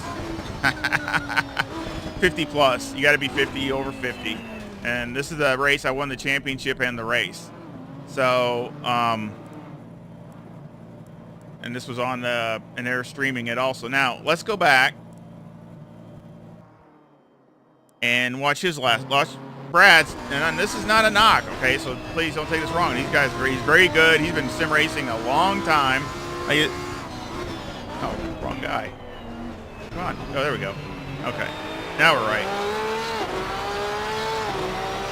You look at his TC2, it's off.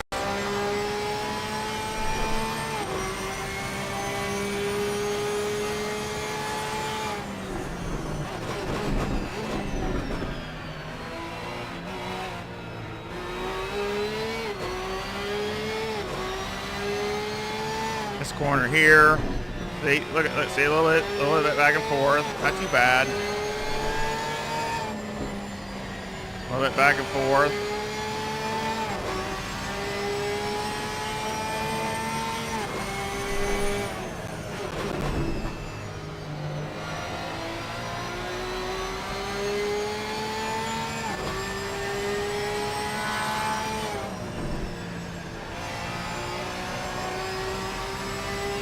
He was better on the corkscrew down than I was.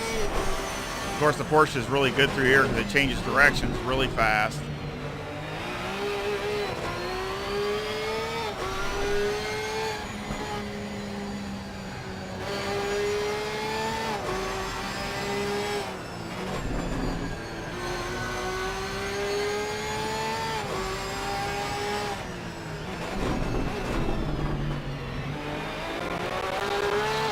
Last lap.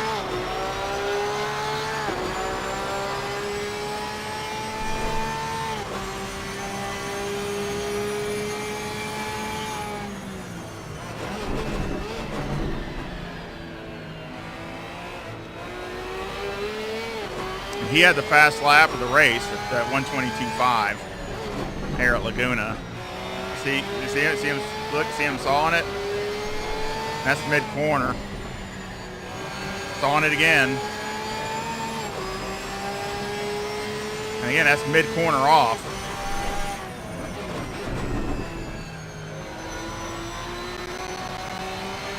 Little inputs, not bad.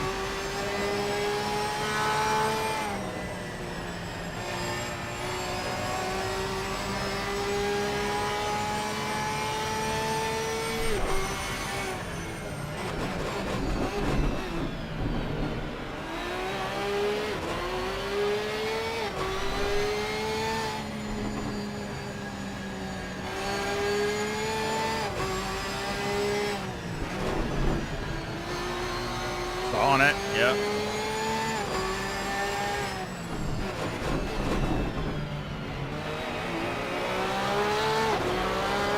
So that's the difference. I mean, again, he's a great driver. I mean, he was doing a great job, ran great times, but again, you know, a lot of it depends on your skill level.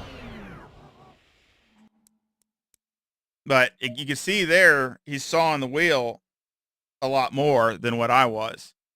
And of course, he's in the Porsche, which is again one of the worst cars as far as tire wear on the rear. So again, you know, maybe in something else, obviously a Ferrari or anything really, it wouldn't be as bad. Or Lamborghini, like my car wasn't as, you know, near as bad. I could have probably been pushing harder, but again, you know, it's I want somebody to beat me. I don't want to beat myself. That was pretty much my philosophy. I didn't want to make such a bad mistake that I wrecked, because then I could lose the champion. Even if he passed me, I would have won the championship.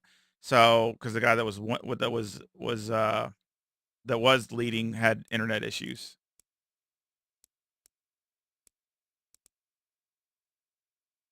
Yeah, he had just more. He had more input in the wheel, exactly. You know, which again, you know, that's what's going to happen. But anytime you have to do that, it comes to a point where a little bit is no big deal, but when you have to saw it back and forth, you're gonna lose. That's losing time.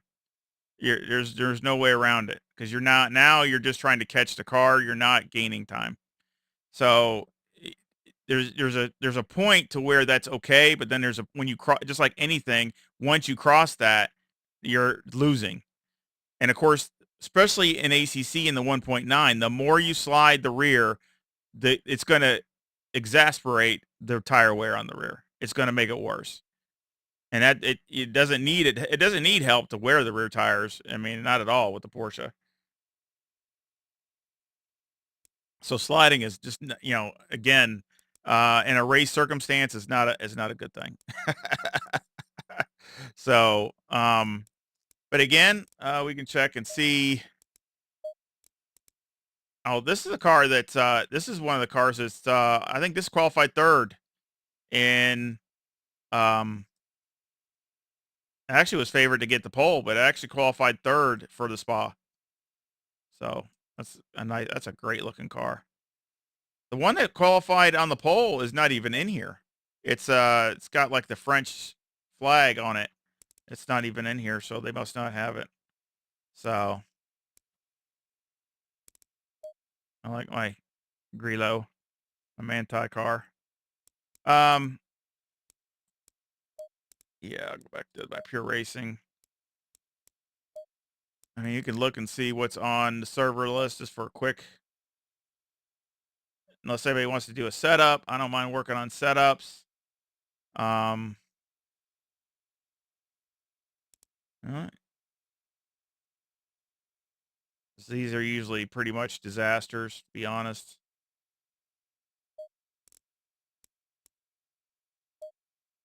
All right, you got the Aston Martin.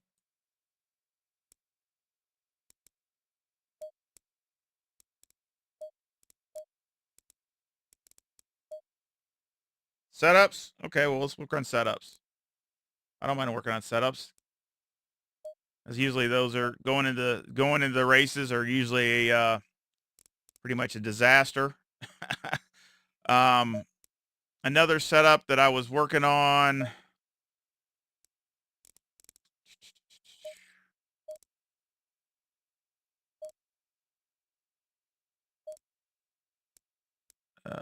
Where was it? Where is it?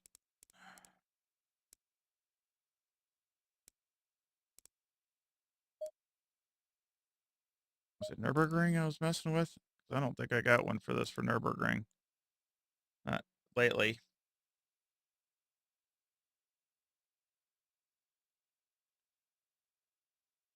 I mean, different cars, fine. Anybody has any problems with one, just let me know.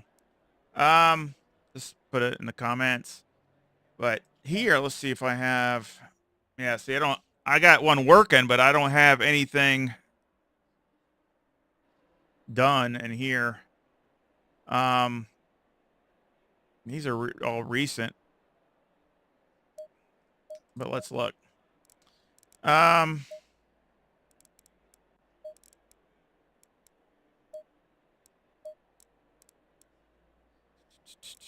now look at, see? Now this is definitely older because look at the wheel rate. I got it down all the way down at the bottom. So you know that ain't gonna work.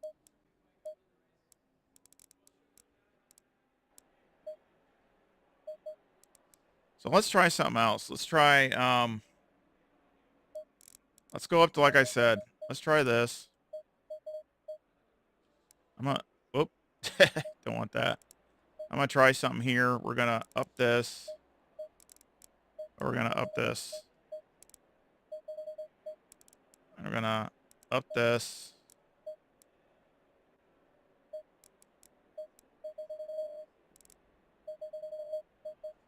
Just to get a start to see what it does.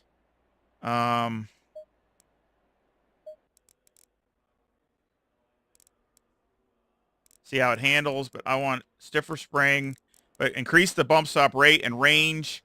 So we have, it's not, because before it was completely different. It was infinite. You remember what Aries said? I mean, basically the bump stop rate was infinite. So there was no stop. It just kept going, right? Well, now it does stop like it's supposed to. So now it's pretty much, you got to change the bump stop rate and ranges pretty much. And that's the real, one of the keys to the finding out how it works. So again, I go with maximum downforce because speed here, 145 is like max speed here, 140 or something like that, 150. It's not that speed wise. It's not that big a deal. You want grip here. You want grip, handling and grip.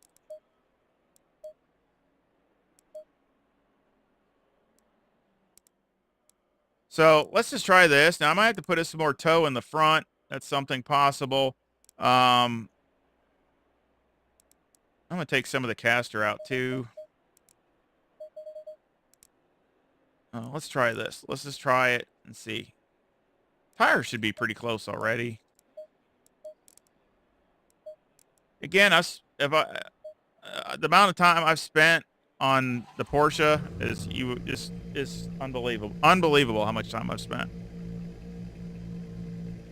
And it's frustrating because I wish it would be a lot better. But it is better than it was. It's just getting it to feel the way I want to. It's just like in past, you got to do everything the opposite compared to other, older stuff. Especially with the Porsche, it's the most out of everything, the most drastic.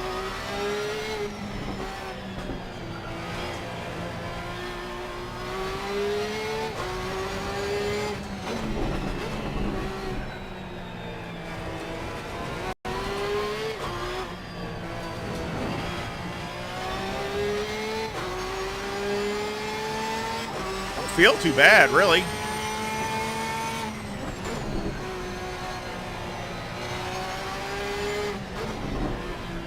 I want to see how it goes over some of these curves with the bigger stiff rate. Oh, that's nothing. I didn't even feel it.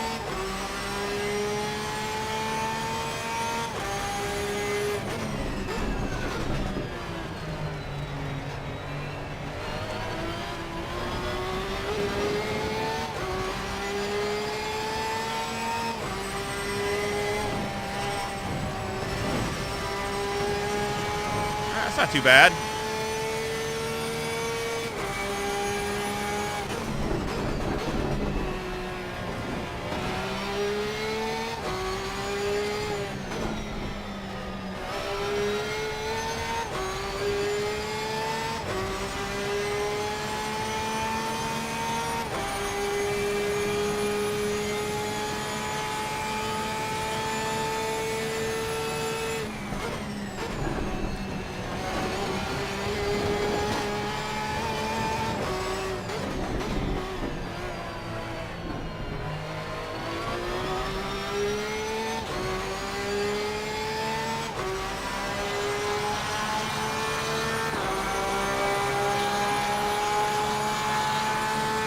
Good question. After making some adjustments, I prefer ACC. But I've had to again adjust that also. So it's again, and it's always a work in progress, but it's better than what it was when 1.9 first came down. I've had to change a lot of things to get the way I feel I want it to feel.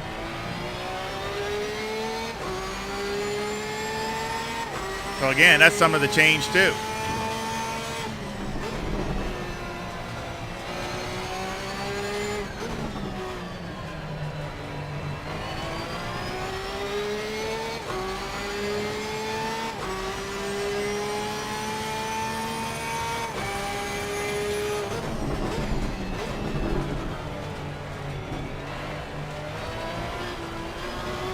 And it's understeering a little bit, so I need to get some more rotation to it.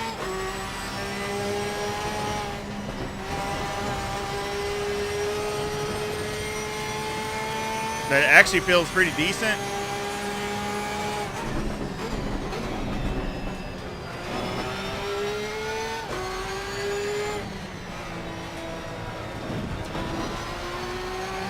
Bumps are fine.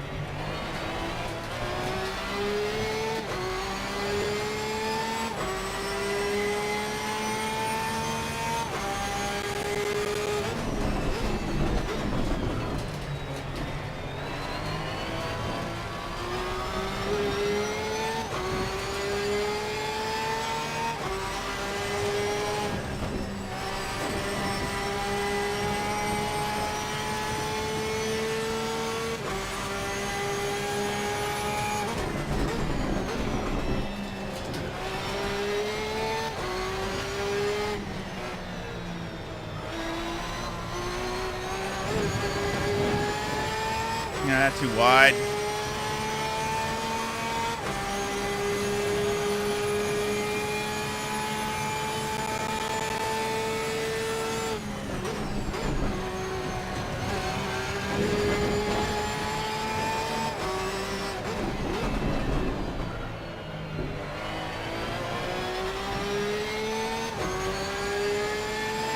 Do one more. It's better.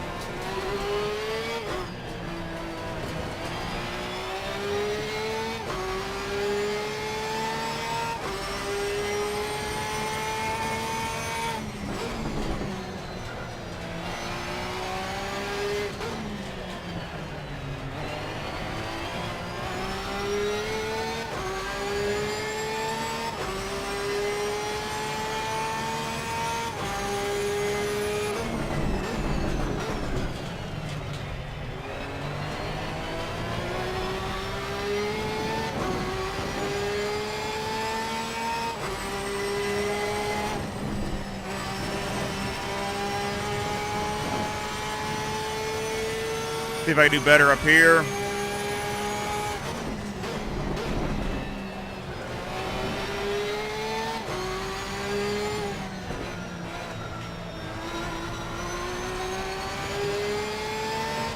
A little better.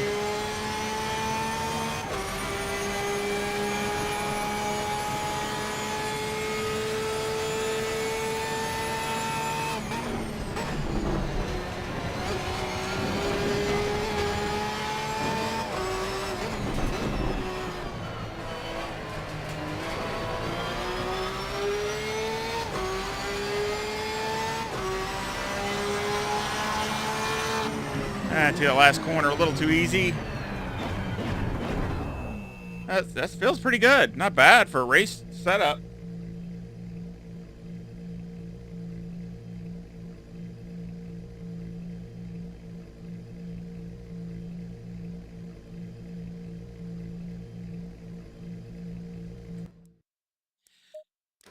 Yeah, a lot of it depends on your equipment. A lot of it on as far as force feedback. I mean, I still think a non-direct drive wheel would be better with AC than ACC. But again, I've had to adjust a lot of settings on force feedback, and I think I'm pretty close, but I just, so much you're doing so much stuff dealing with the cars and the force feedback. I'm trying to do it so I can concentrate one at a time, and not trying to do both, trying to do setups and do force feedback. But I mean, I try to do, where I can see the changes and see what it feels like. I'm trying to get the highs and the lows less, because what the problem I had with 1.9 is all of a sudden you feel like there was nothing there. It felt like there was no force feedback at all. I mean, you're literally going and you have some grip, and let's say it's a slicker track or whatever, and there just literally be nothing there. So the peaks and valleys were too extreme. So I tried to get it to where there's still, more. You still could feel the difference, but I don't want it to where it does feel like there's nothing there.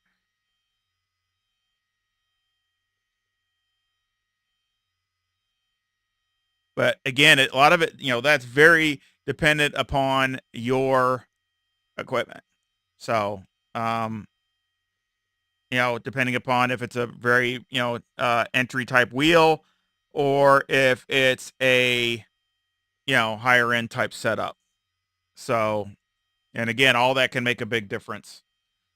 So I think rear tires need to come up a little bit. They're too low.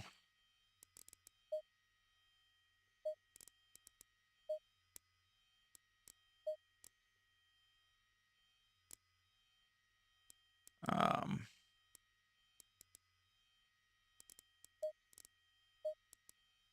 again, doesn't look too bad as far. Again, you're only looking at 4 here, so that's only 2 here. So see, actually the wear looks really good.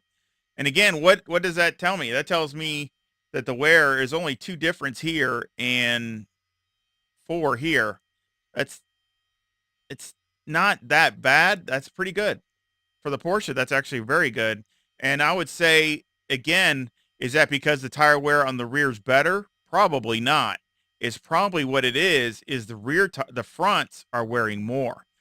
Okay. So what you're doing is if you can't get the tires to wear better in the rear, then you need to get the front tires to wear worse. So these are more even, because that's when you're going to get the car to change its attitude. When these get too big a separation, you're going to get the car just feeling looser than, I mean, it literally feels like the tires in the back you're in the rain with slicks. I mean, there's literally no grip, and the car becomes just hardly controllable.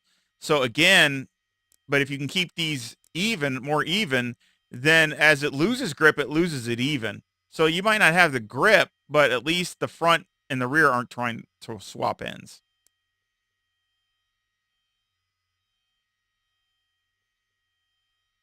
Yeah, CSLDD. To me, a CSLDD. I mean, to me would be better with ACC. But again, that's probably a really good as far as between the two.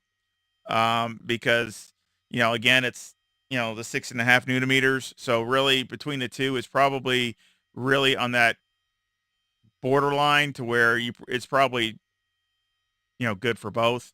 But anything above that, like once you get into the 11 newton meters, 12 or whatever, then I think you start to get more out of ACC. But yeah, it's usually more of the higher end wheel setups. Um, but it's everybody's got a different preference. And again, it's also on the settings of your force feedback. Again, the ones I had for 1.8 were junk. I did not like it. The car didn't feel good. But slowly, changing things, now I'm getting it back to feel where I like it. So again, it's all that.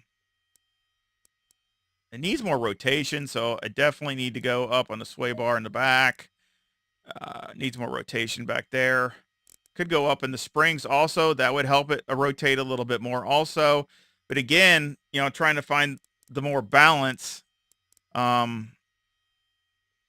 It usually, the higher the spring rate, the more wear you're going to get. So to a certain extent, it's like going up a mountain and hitting the plateau and then going back down. You want it to be on the plateau, but either side you're going to go down. So if you're too stiff, it's still going to be bad. If you're too soft, it's too bad. So you're trying to find the plateau. That's what you're trying to find with spring rates. Dampers, I'm sure they're close. Of course, I would take a look, but this is pretty good here. I might go down one and actually go, again, let's go up to 15. That'll get me a little bit more corner entry. And let's go up a little in the negative camber to see if that helps at all. So again, just going up a little. Of course, I got the positive at 0.2 in the rear, and that's also to save a little bit on tires, and I think that helps it rotate just a teeny bit in the back also.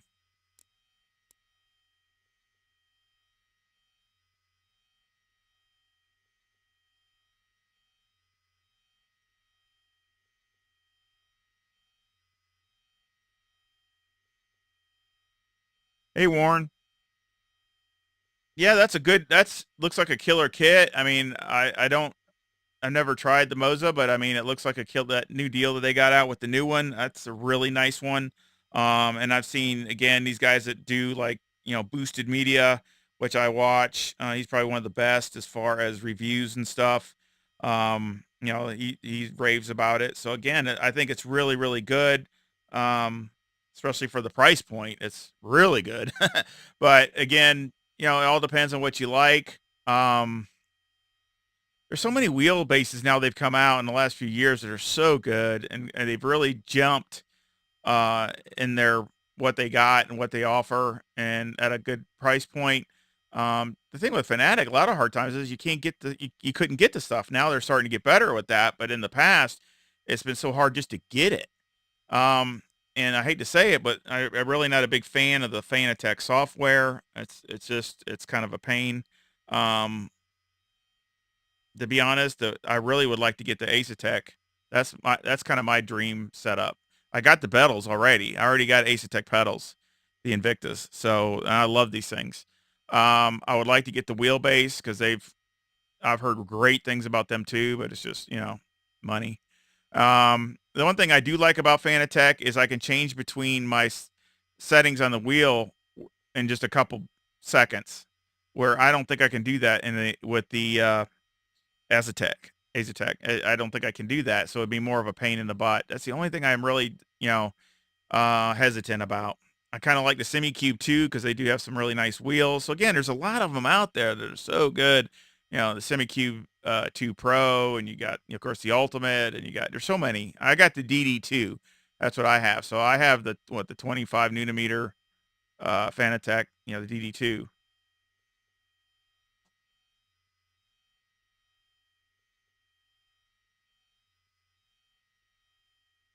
I agree. That's right. You're exactly right. Competition is a good thing. So I could not agree with you more because it's the only way they get better. Otherwise, they just sit on the laurels.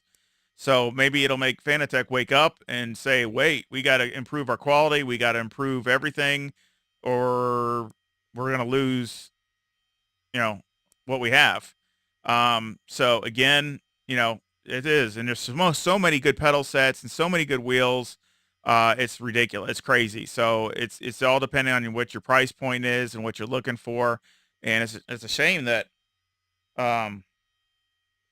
you had to repair your CSLDD. That's a shame. I mean, I have to say that my DD2 here has been pretty good for how much I've used it, and I've had it for a couple years probably. I did have some issues with the software. It was software related.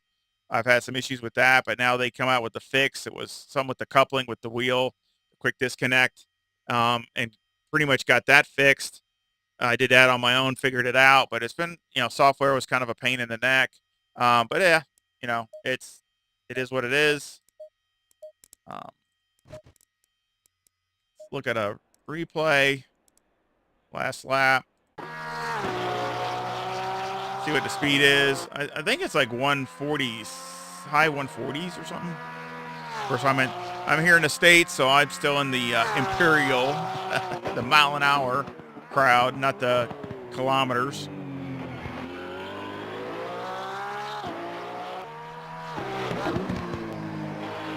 I got to pick my cars too. I got to pick my cars for my new season. I need to do that like ASAP. So I'm actually thinking about doing the Porsche Cup and E-Seniors. I've never done that series. I'm thinking about doing it. I don't know if there's any interest out there to that. Let me know if there is.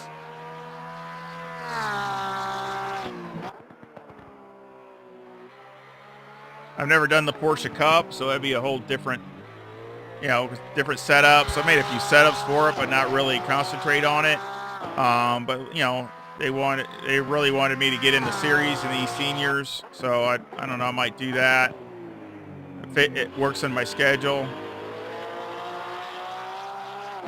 And then of course the GT3 championship, which I just won. I gotta pick another car. I'm thinking about just staying with the Lamborghini right now, because I actually just started the last few races, really starting to get a handle on it. So maybe I hate getting another car and then having to start figuring it out and give up, you know, and not really be competitive in the first few races. So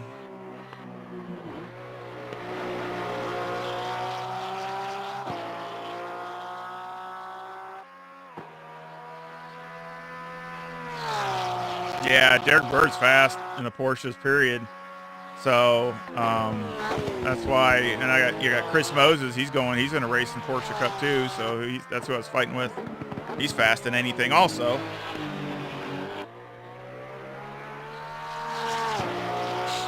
So again, it's something I was thinking about doing, just to mix it up a little bit, since I haven't done that before. I didn't even look. Let me see. Oh, I did 152. That's faster than I thought it would do. That's good, especially for a max wing. I'm happy with that.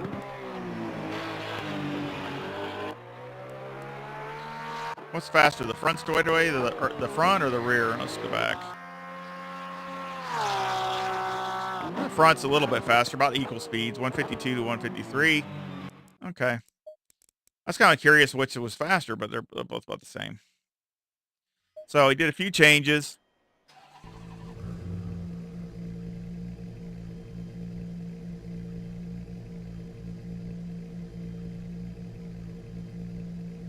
Yeah, I think once you start figuring it out and start, like me, I was struggling.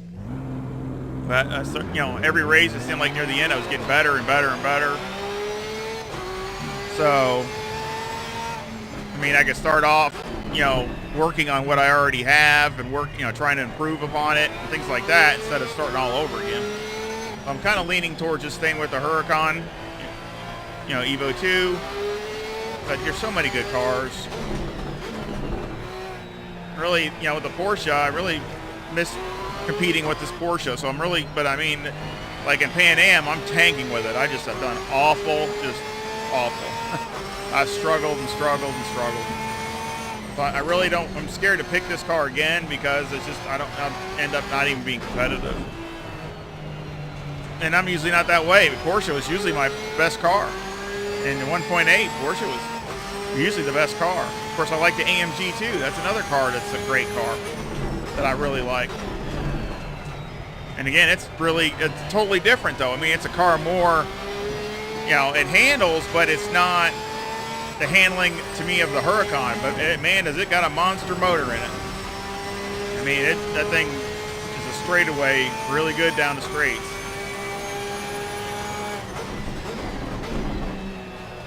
And to be honest, I think setting it up is a lot more,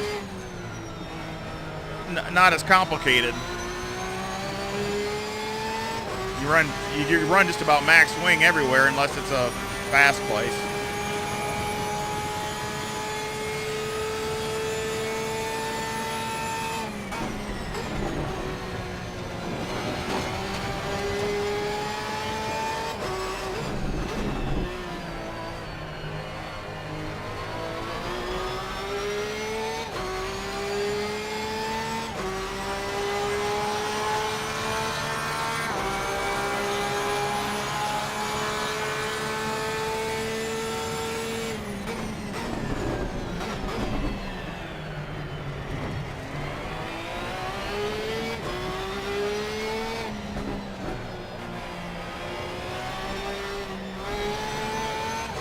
Yeah.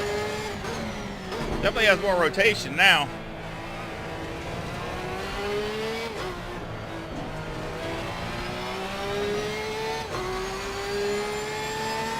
That's what we needed. We needed a little more.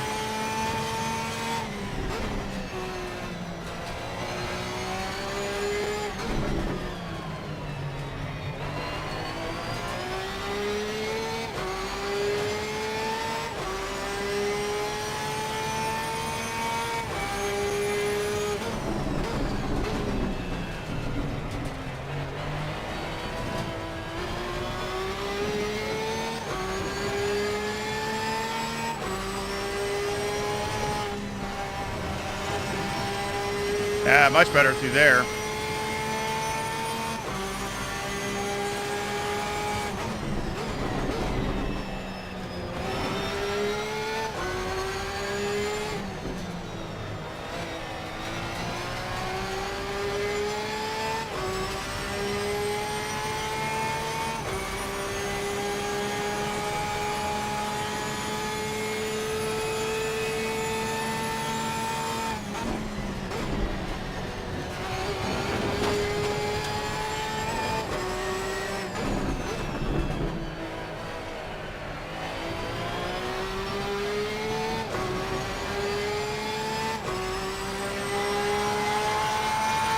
That's right there. That's the first lap.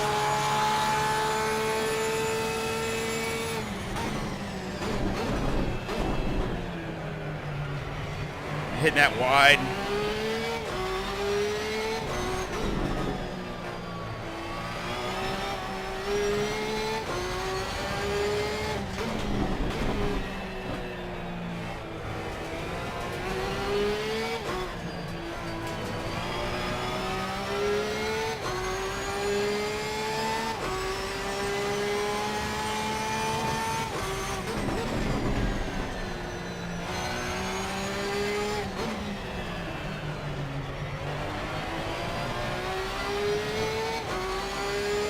A little wide there too.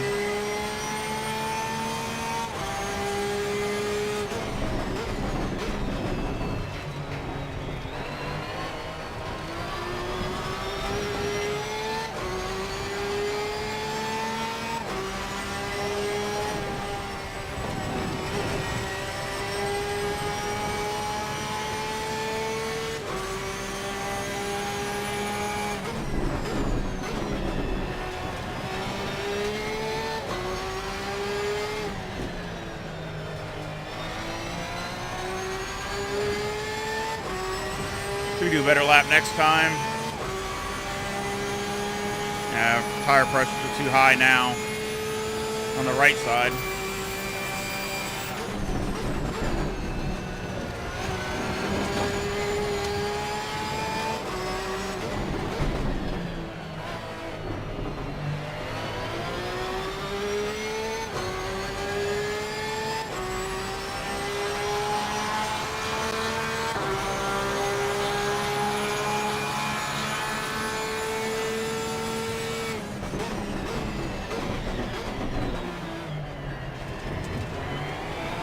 That's better.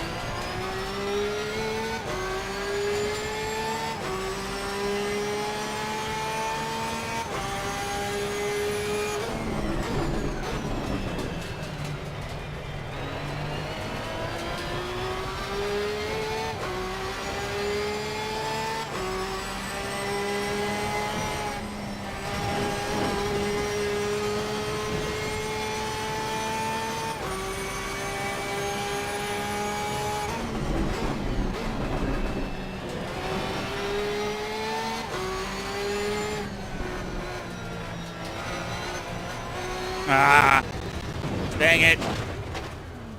Not a good lap going. I think the right sides are too high.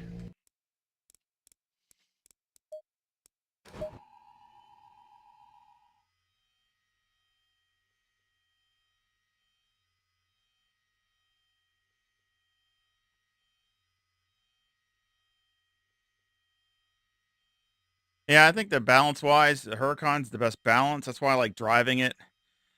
It doesn't have the best speed, but it's just for those slower to medium tracks, it's really, really tough. The only weak point of it, it really is like the Monza and the Paul Ricards, stuff like that. But anything else, it's pretty, pretty strong. Um, the AMG, um, I think a lot of people just don't like. I don't know why, because I don't know why they don't like it. I've always liked the AMG, and it's if anything, it's just better now. It's not worse. Um, oh shoot, did I go on the wrong? I went back out on the number one tires. That's why it's no wonder. I was still gonna beat my lap time. I went out on the same set. I need to go. I'm gonna go back and so let's remember the time. I'm gonna get my 1:55.68. That's the time. I gotta get my test car. Gotta have my. That's one thing I like about my Porsche. I got my test car and do my testing.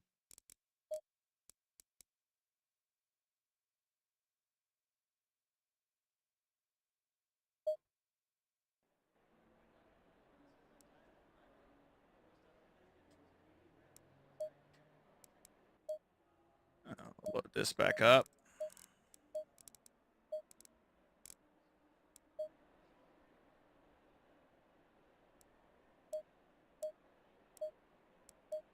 And your front tires again. They needed to come back down. So that's another thing. You start pushing and go faster and slide in the car, and then what happens is the tire pressures go up. So, it's always constant trying to fight that.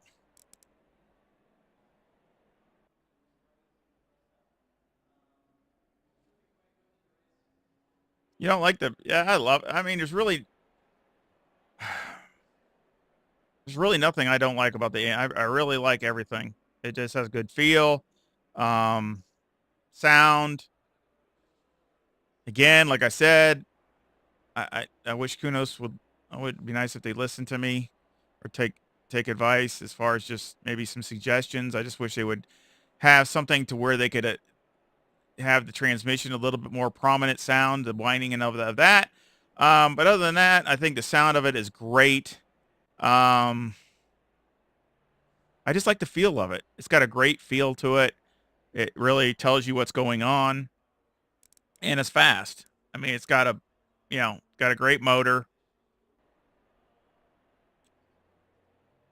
It again, the slower tracks, which maybe we'll go to jump it after I do some running in this. We'll jump in the AMG and just see the difference. But you know, these slower tracks usually aren't the greatest for it, but it holds its own. But the medium tracks and longer tracks usually are where it shines.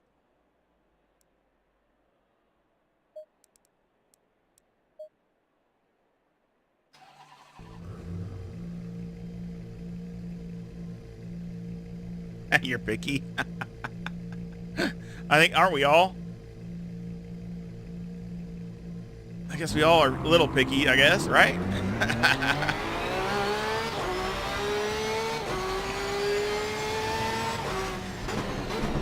So many cars. I mean, I love all of them, to be honest. I mean, but the AMG's always been one of my favorites, always.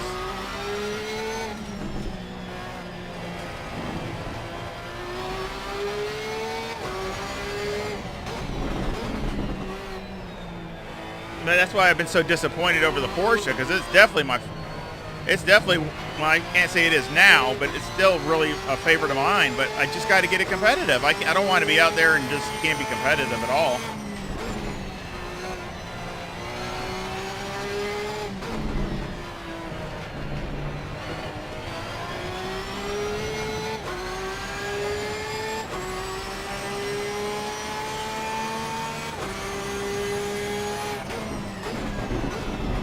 All right, turn my TC2 down a little bit.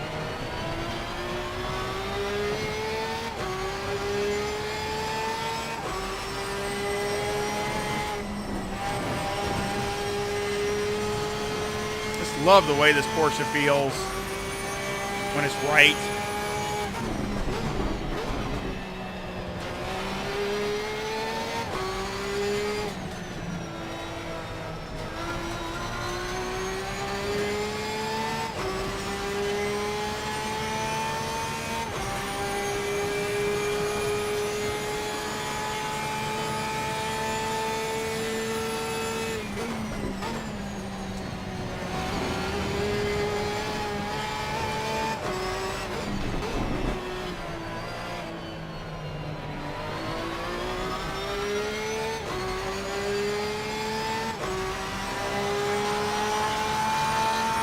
The Porsche Cup is interesting because it has no TC, so it's got ABS but no TC.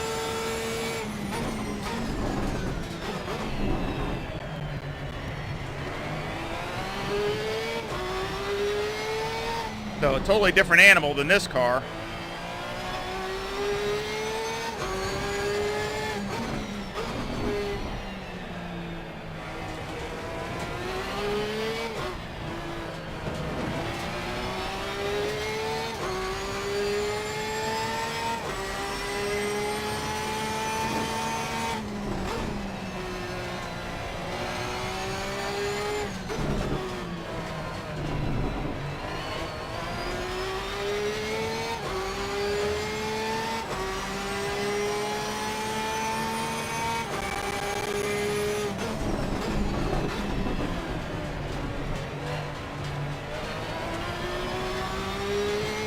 Yeah, the only time I'd go at lower spring rate on the Porsche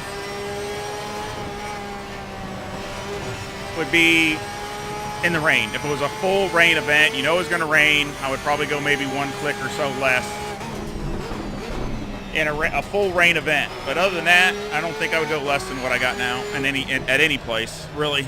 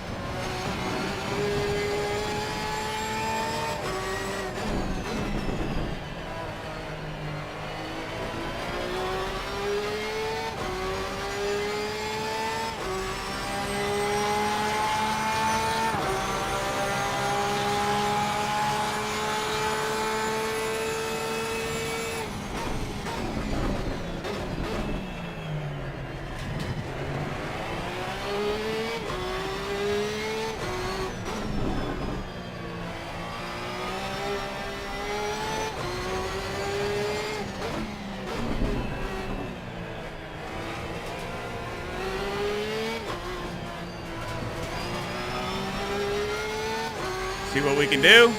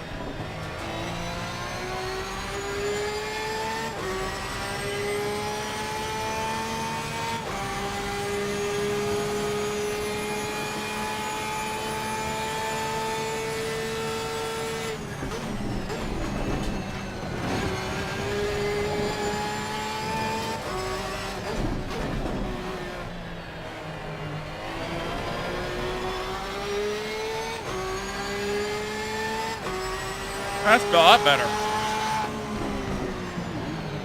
There you go. That's where it should be, down there.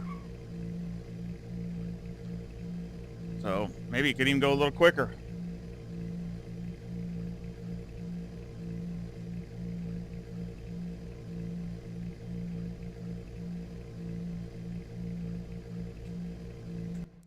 Yeah, I have it mapped into my wheel. Of course, like I've said for years, I need to get a button box, but I can't, just waiting to, there's so many, need to concentrate on what I want to get. So that's something I've been really wanting to upgrade for like a long time, but just always the money thing.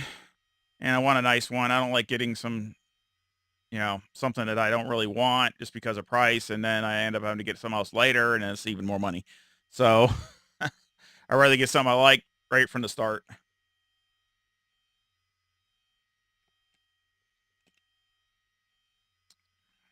Get a drink. Yeah, that's definitely good. And we'll check, of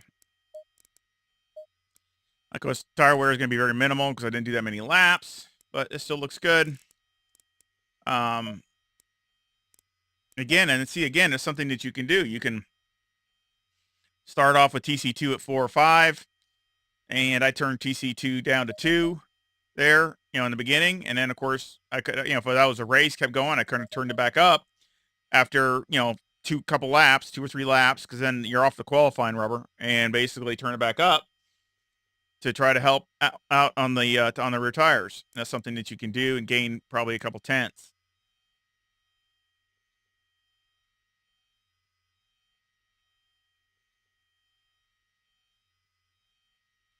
Thank you, Brian. Not bad for a race, race pace. I mean, again, you could probably, keep it down in the low, 55s, maybe you get in the 54s. I always go a little faster in the race. I'm almost always that way. I guess it's chasing the rabbit sort of, kind of thing. Um, but yeah, I'll make, let's go look at just Motec for a second. I know this has got to be pretty close.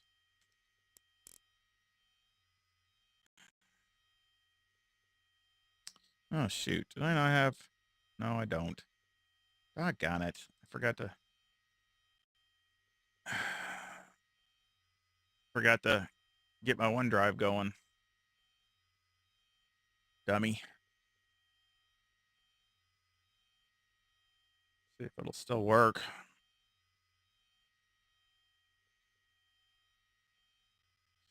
All right.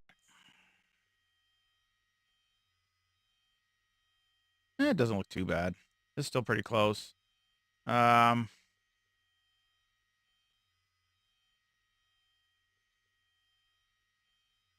yeah, this probably can come up the fast rebound. Slow rebound looks like it can go down just a teeny bit, maybe 1 click. So maybe down here like that. And then this come up like that. Help this come up, make a better graph here. And maybe this down just a teeny bit here too. Not much you can do here. Of course, it's too high, but I go down just 1 click. 1. And maybe the same here. Just again, kind of the same thing. I mean, basically go down a couple clicks here. Or no, wait a minute. Nah, maybe 1 click. And then go up a couple clicks on the fast. Again here. Looks like it's already all the way down. I think I need to increase the bump stop rate a little bit. You see when it starts coming up like this, or the rain, or the I need to get the gap a little bit bigger right here. Don't like that. So I'll make it just a little bit of adjustment.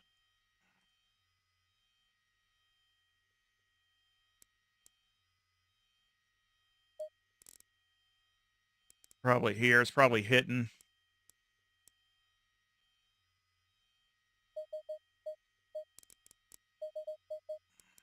Go up a little bit there, see if that helps. But I think it's pretty good. Um, Again, you can turn this down to 54. Probably just go ahead and turn it down like right now. That's probably better.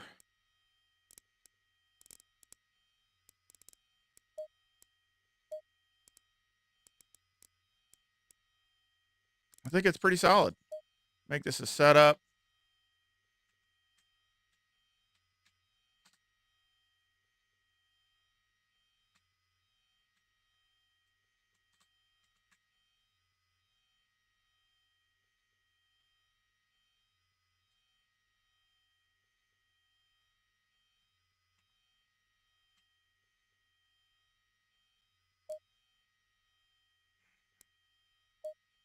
This should be pretty close. Watch that last lap. My test car. I need a test car for my AMG.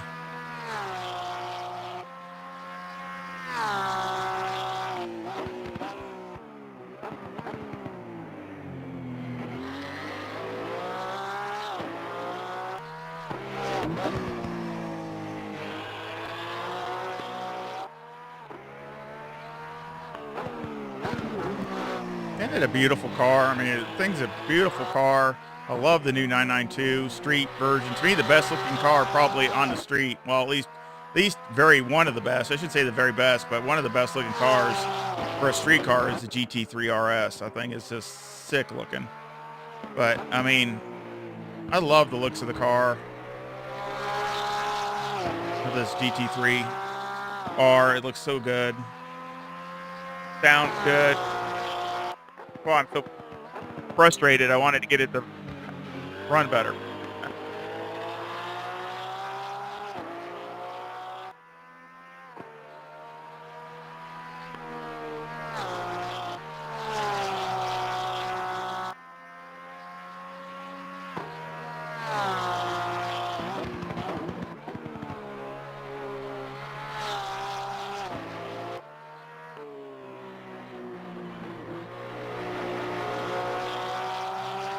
But I do really think, and it's not just smoke, I really think that I'm making inroads on getting the car to feel better, run better. It's just taking more time than I wanted. Still 152. Be interesting to compare the AMG.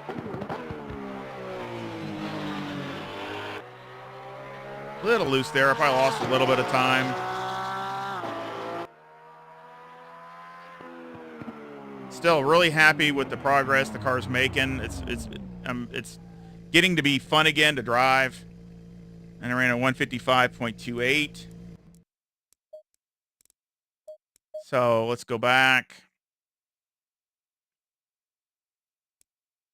And you see my fast was a 155.33. So I just beat that by a few hundredths. So that was a personal best in that, and that wasn't even qualifying. I mean, qualifying, I guarantee I'd be in the 54s for sure, easy.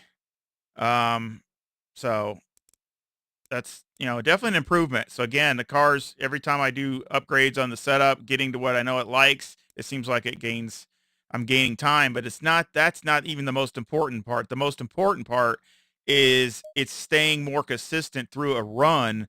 So at the end of a stint, you're not all over the place. You're literally can still race. That's even the bigger factor. That's what I really like.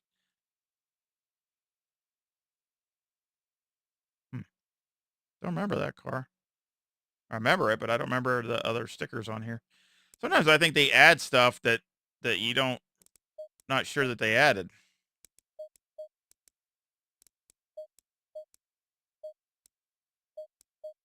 There's what car I usually use. But I got this one now. I downloaded this from Race Department, the TR3. Just won the race over, and of course that's a Morad. He's grown like crazy in his YouTube channel. I wish I could grow that fast.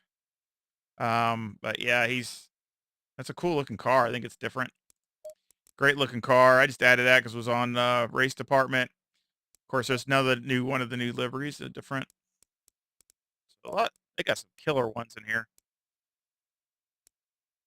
So I need my test car though. But of course I have my car, which is right this one. There's my car. That's the one that Mario did for me.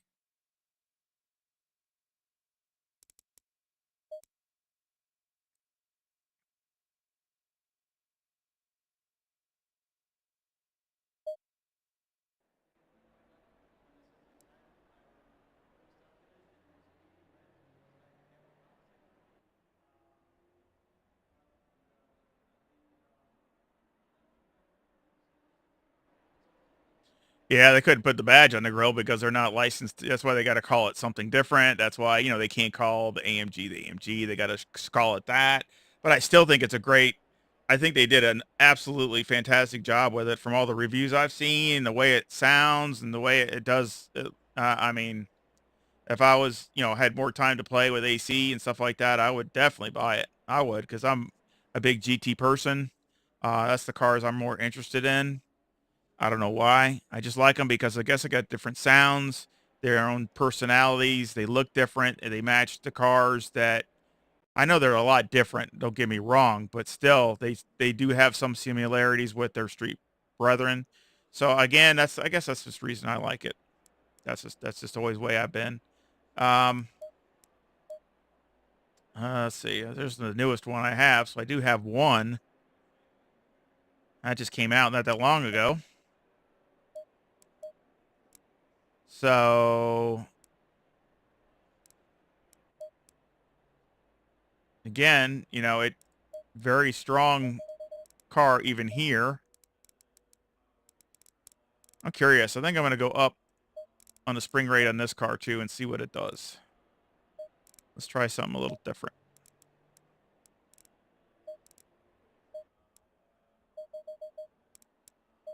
Increase the range a little bit. Increase the rate and range, both. Of course, the wing's maxed. Sounds right. Let's see. Guess I'll just leave everything else the same. Leave it alone right now. See what it does.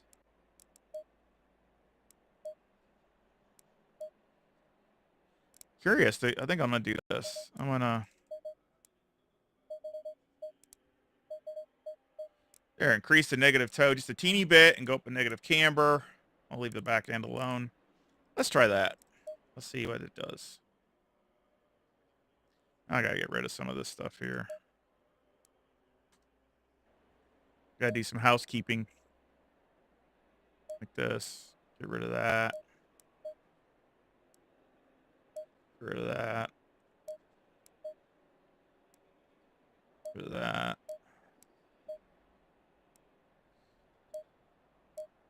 Get rid of some of these files that are older ones. I got even real old ones in here that are old. That's how many setups I've done. It's ridiculous.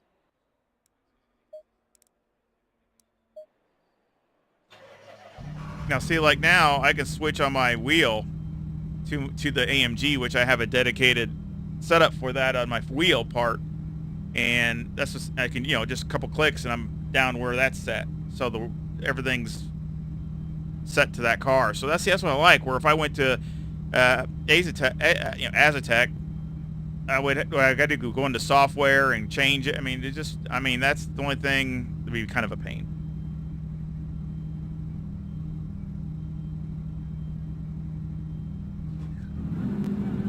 Yeah, I don't know. The F1s are, they're cool, impressive. But excuse me. I've just been that way with all my racing, really, to be honest. Never been into big into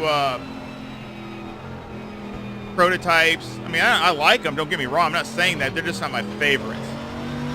So, it's kind of like watching drag racing and Top Fuel and Funny Car. I mean, they're impressive. They're just absolutely crazy.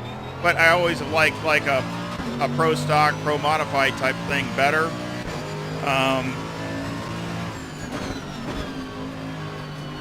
I've always been that way, so that's probably why I like GT3 racing, because it's based on a production car. mean, the chassis and everything has to be the same. I mean, they take a chassis right off the assembly line and, you know, and build from that. So it has to be the same kind of chassis as the street car. So they can't do, you know, other than it being wider, the car itself's got to be the same. They can't be making it sleeker and all this other kind of stuff. And it's from the manufacturer. It's not somebody building it, an individual. It's from that manufacturer.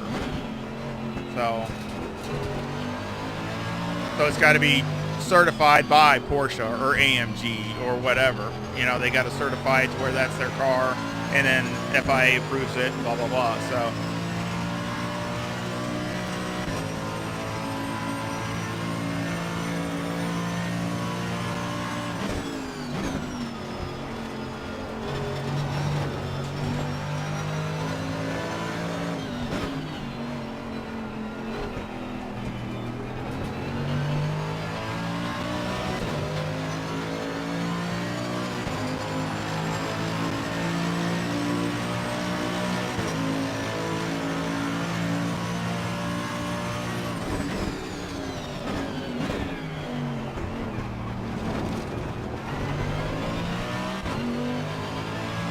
See what still the thing I have a question about is why do before on a front engine car the front tires would wear a little more than the rears, right? Well, now it's not that way. Now the rears are wearing better than, or from front to rear they're wearing better than a mid-engine car.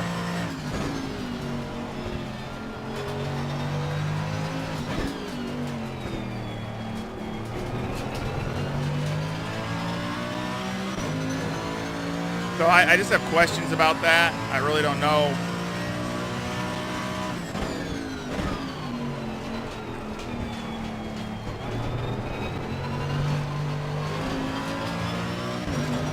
Yeah, I ran a little wide there, but still tires are coming up.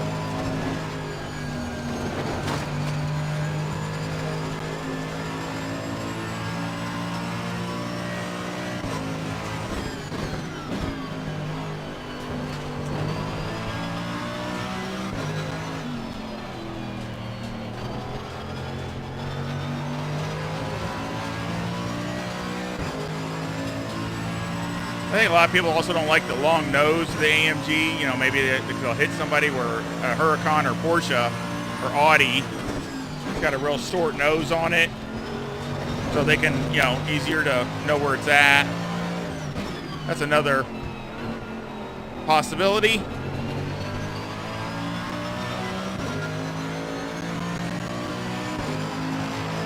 Ooh, that's slow.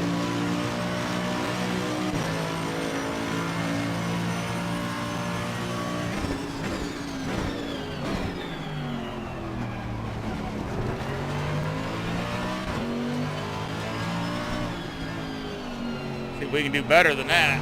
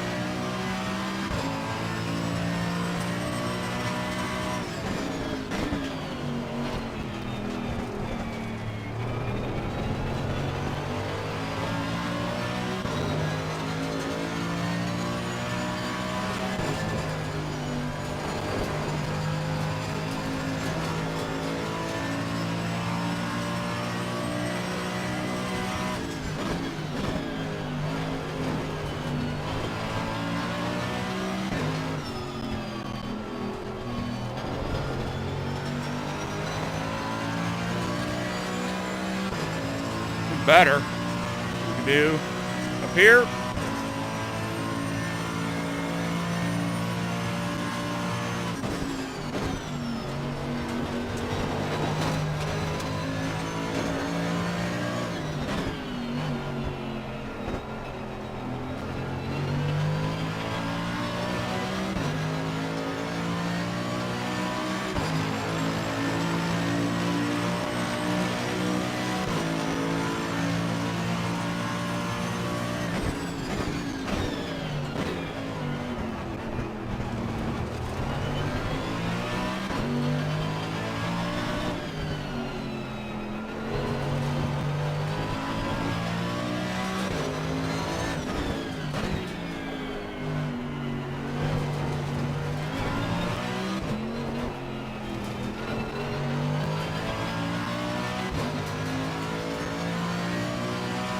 Tires need to come up a little.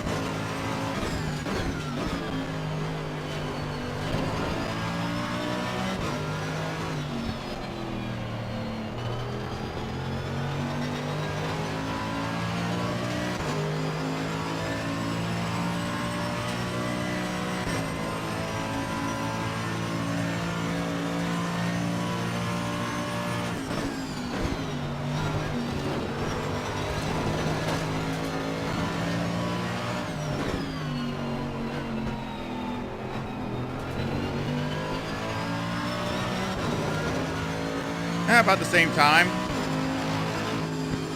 That's consistent. Need to go up a little bit on the tires.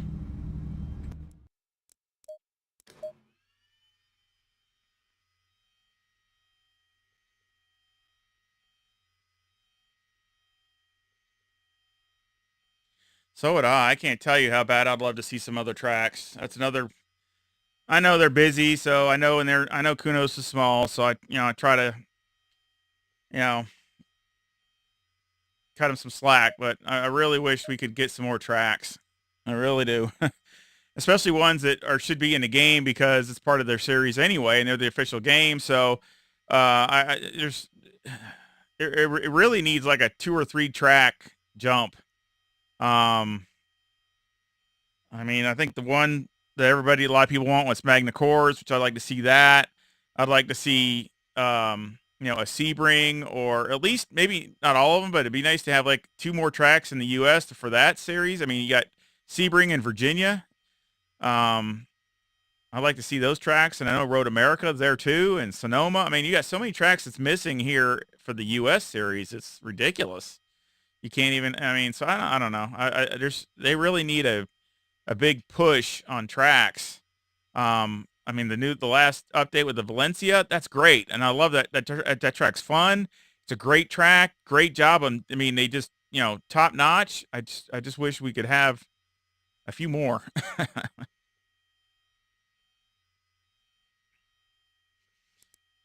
Let's take a look at the tires. See what I'm saying? See, this is exactly what I'm saying. Now look at, there's only 2 and 3 difference between the front and the rear.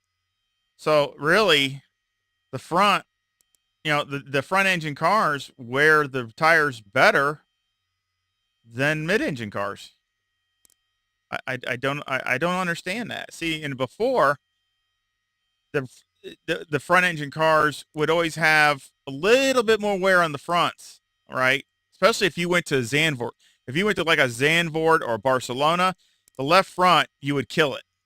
Well, now they're like even. It's not that way. And a mid-engine has got more wear on the rear. So I really don't. I mean, if that's the case, then what's the advantage of going to a mid-engine?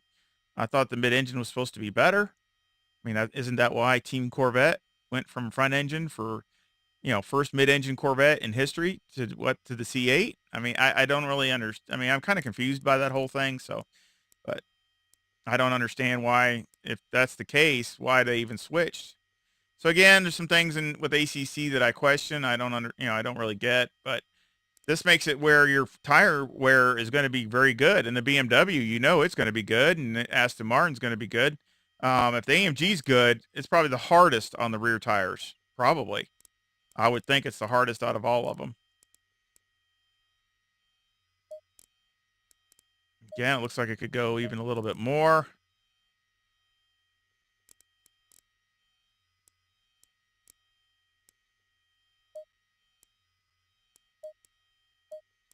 The springs didn't work. That doesn't seem too bad, to be honest. As far as going up on the springs, You know, once it came in, it didn't seem too bad.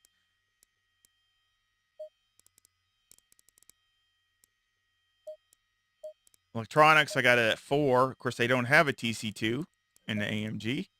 But this is definitely something that's decent.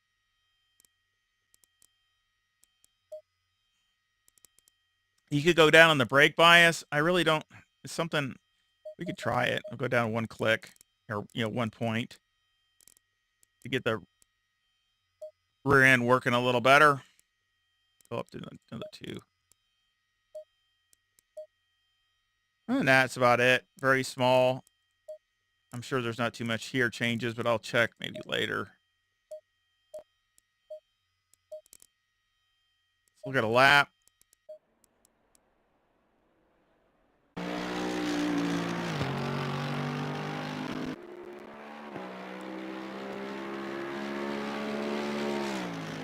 Let's just see the speed difference here. Yeah, 154, so that's, it's only about a mile an hour faster than the Porsche. That's not that bad.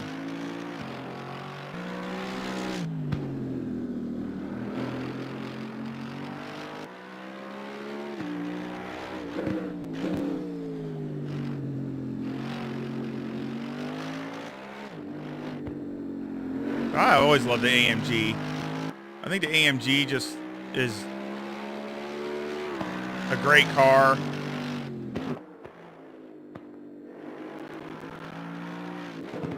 The greatness of it is just good everywhere. There's really not a weakness to it. I mean, it's really not. I mean, the only weakness would be somewhere like here, but even here, for me, it still holds, decent pace. You might not be the strongest, but it's still not terrible. What's so tough about all these GT3 cars? They're so close. And that's the good thing.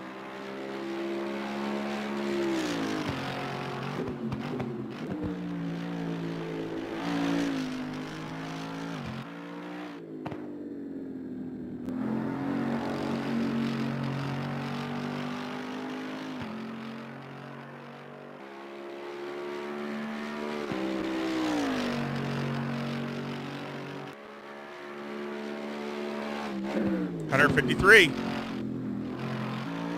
The same as the Porsche.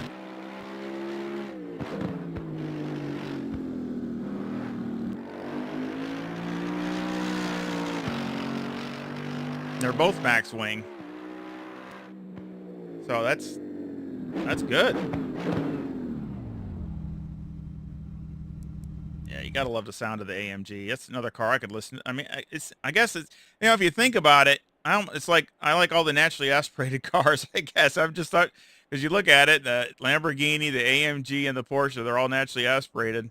But, there's some great sound cars I like too, the turbo. The Aston Martin, that's a great sounding car. The Ferrari's better than I thought it would be. One thing I don't like about the Ferrari, everybody picks it. It's just like, you have the half a field of Ferraris. Because it's the easiest car to drive, to be honest. The car now, the Ferrari, is so easy to drive, it's ridiculous. But it makes it a good car. So, I mean, nothing wrong, nothing wrong with that. I'm not knocking it. It's just, that's the advantage. One of the big advantages with the Ferrari is it's an easier car to drive. Let's see what this does.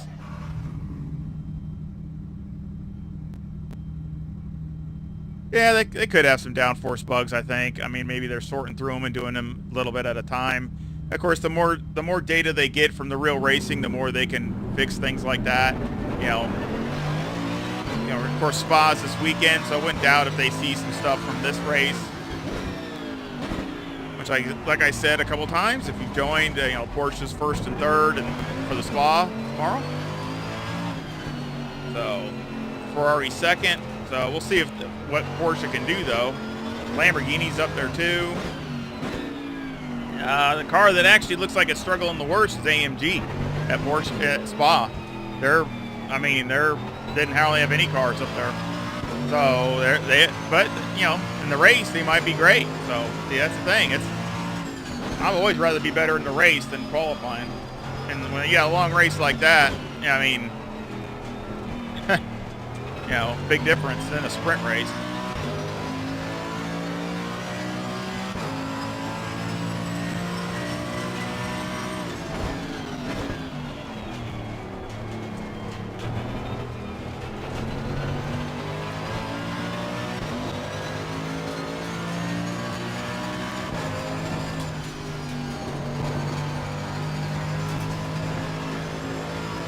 Feels pretty good.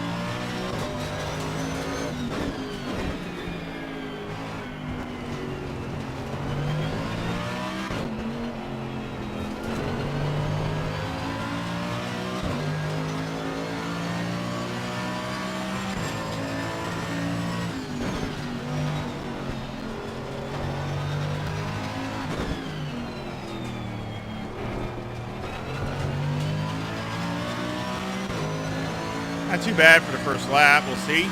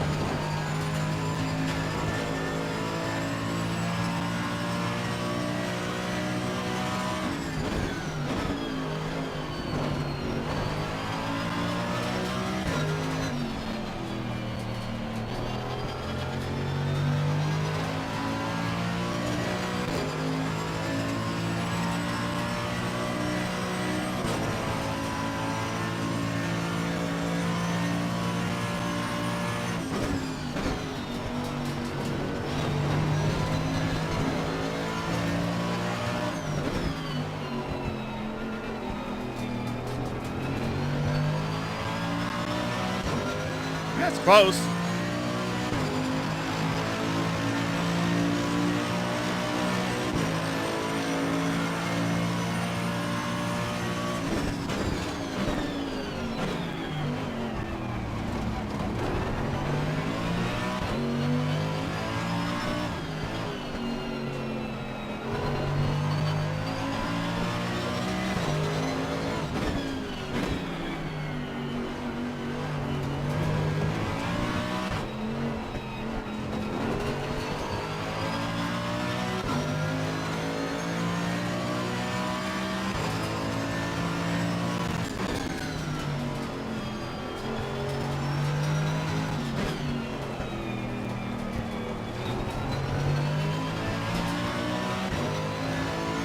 A little better.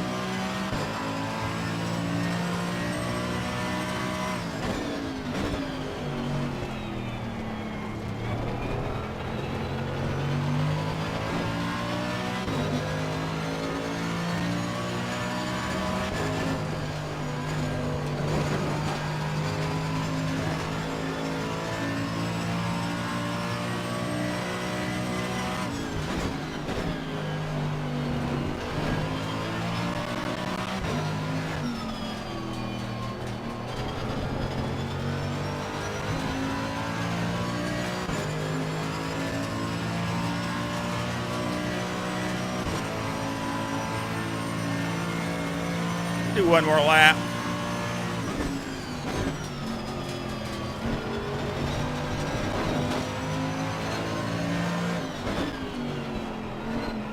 Back end's too loose on the brake. I think it's the brake. Let's turn it back up.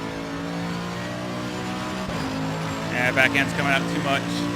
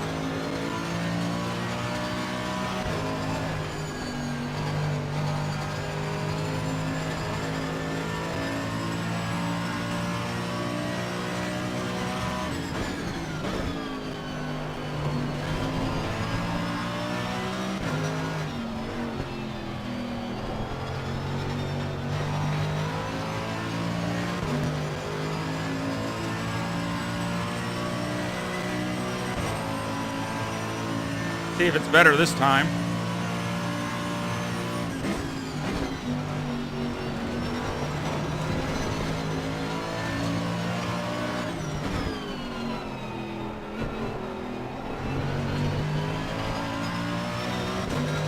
There we go. A lot better. Well, downshifts like that. It's so violent. He downshifted things. It's like, wah, wah. It's like, man. Yeah, that was just a brake bias needs to be back where it needs to be, back where I had it.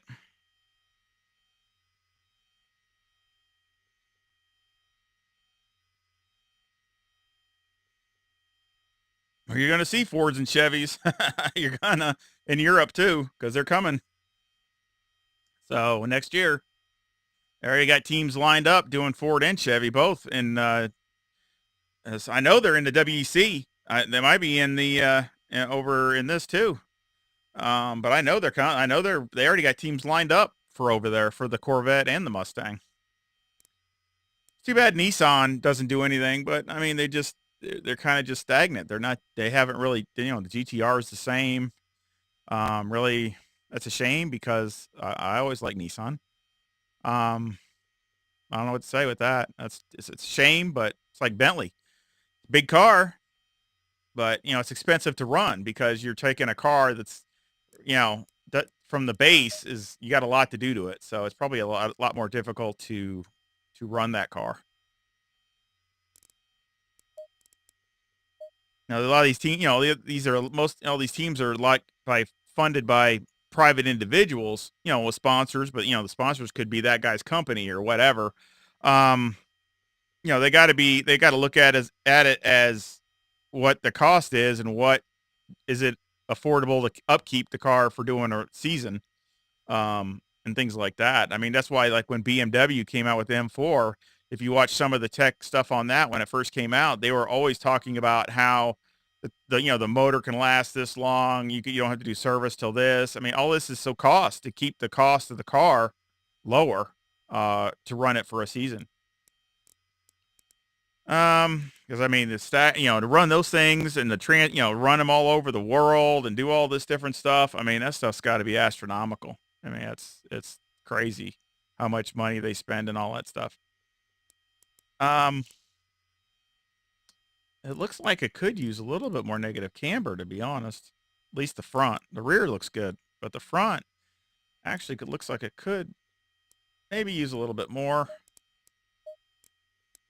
Still, the tire wear looks. Look at that, 2. That's 3. That's perfect. Usually, like the Porsche or something like that would be double that. probably 5 or 6 difference.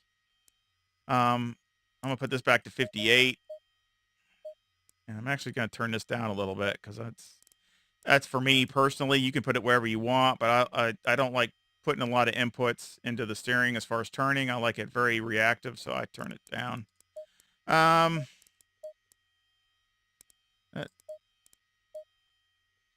I think this is the right way to go. Well, let's look at Motec.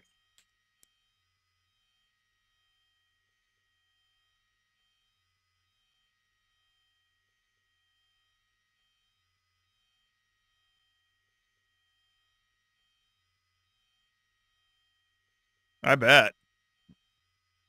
That's a good looking car anyway. Just for a car like that, it's a good looking car. Especially when you start, it was meant to be modded, so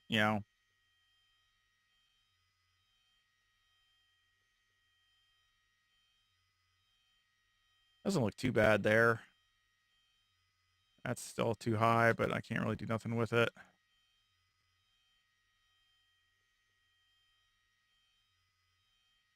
Maybe do a little bit on the bump range there. Might be able to do that. That's about it. I'll probably go up in that maybe. See, like that. It's doing it again on this. So I'll probably need to increase that a little bit.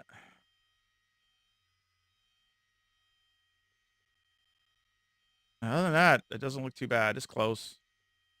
Um,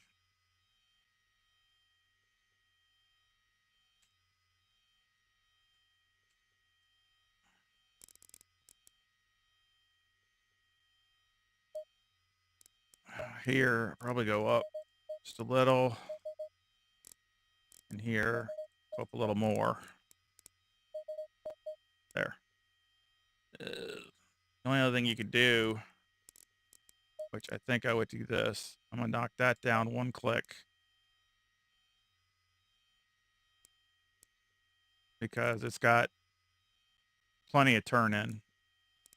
So I'm going to knock that down one click. And go up one click on there. So that will make it just a teeny bit stiffer in the back. And again, that will help it rotate. But especially here, you got to look at what does it do when the fuel comes off. And what it does with the AMG is the back end comes up. So you're looking, we don't even have a heavy fuel load. And so you came up 2. So that's a pretty good amount for how heavy, we don't have that much fuel. Imagine a full tank. So, and see the front doesn't do anything. So the only other thing you could do would be to raise the front and keep the rear the same. Now you could do probably that too. You could probably go up like that, just one. But I always like to have on the AMG used to be a lot lower than this in the front. But since the back's going to come up, I'd rather adjust that to keep it, so it's going to come up now a couple. So just try to make it not as bad.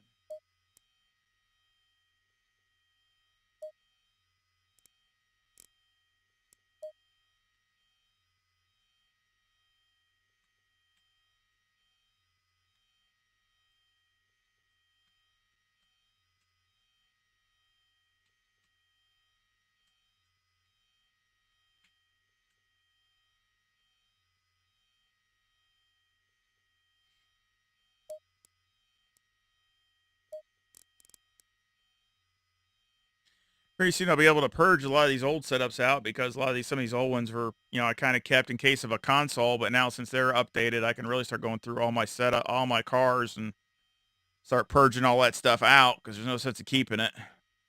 The reason I kept it was in case somebody was wanting an older setup or something like that.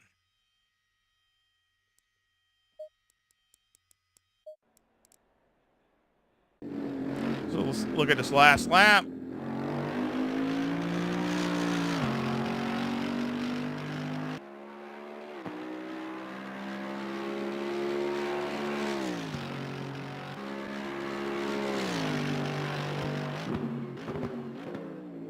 Oh, we can take a look at it.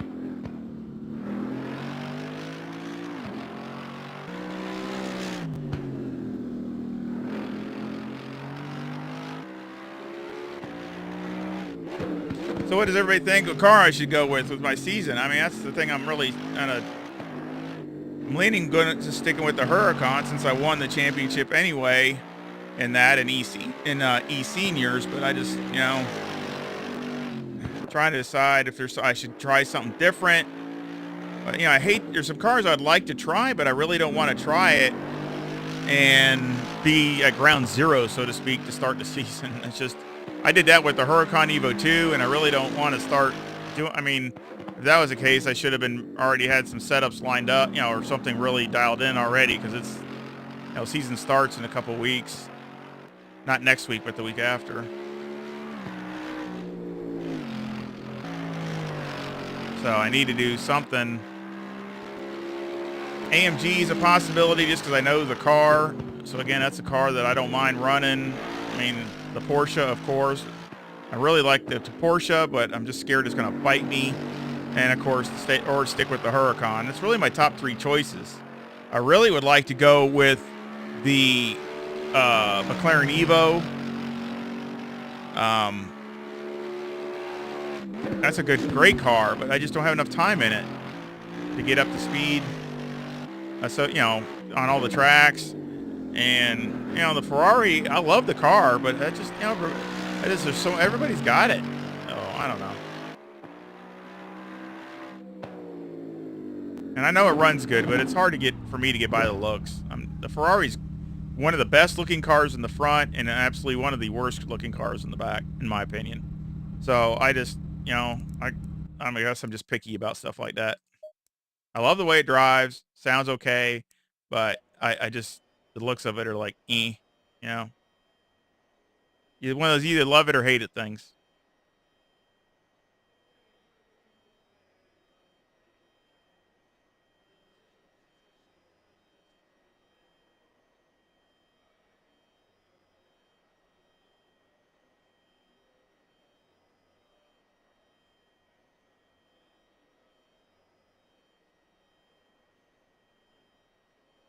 Exactly. The AMG's definitely a strong possibility just because I like the car, and I don't know if I've even done a championship with the AMG. I've done a few races with one, but I never done it. In Pan Am, I've just done some few off races and things like that.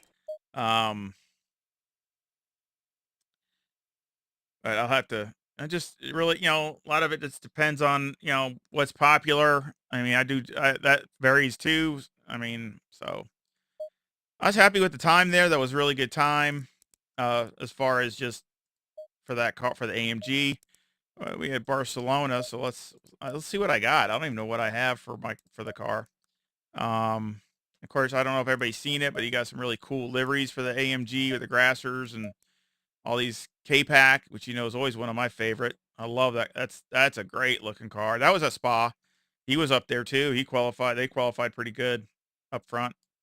And of course, my car, the one I won my championship with.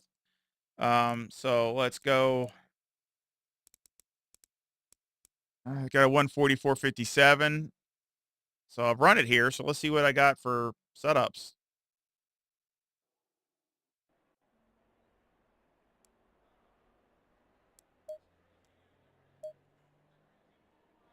I have a setup for it. No, I don't see if I posted it on my Discord.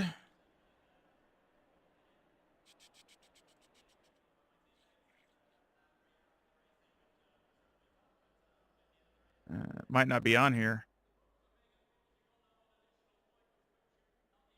Oh, there it is right there. Got it on my Discord. Right there. So I do have a setup for the Barcelona. I can post it back in here too if you want, but let's take a look at it. We'll just take a look.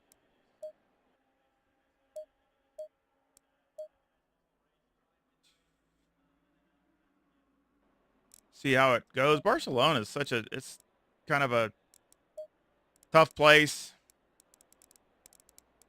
It's tough and it's easy. So, again, it's one of those things. So again, some things maybe I want to try, see if we can improve upon it.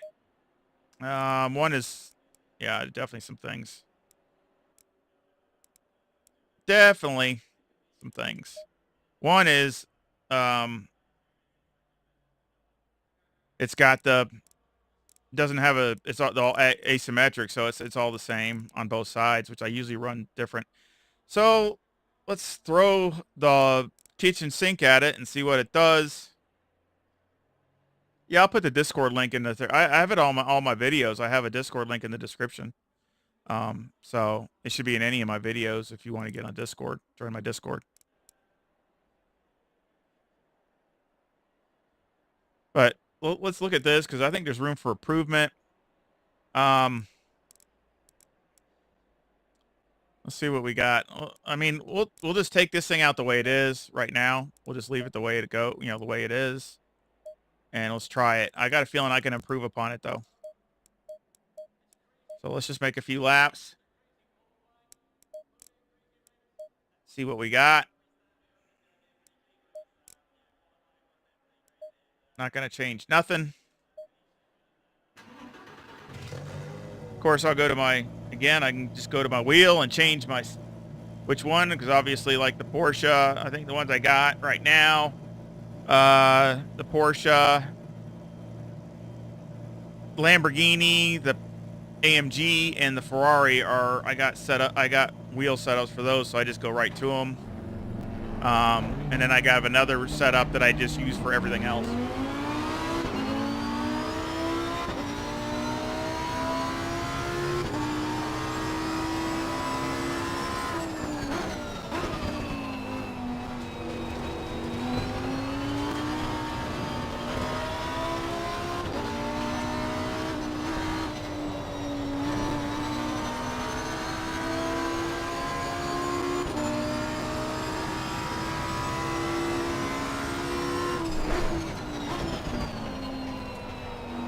You gotta drive this Huracan totally different. Even from the last Huracan. To get the speed out of it, you really gotta be a different mindset. It's one thing I've learned from the last few races.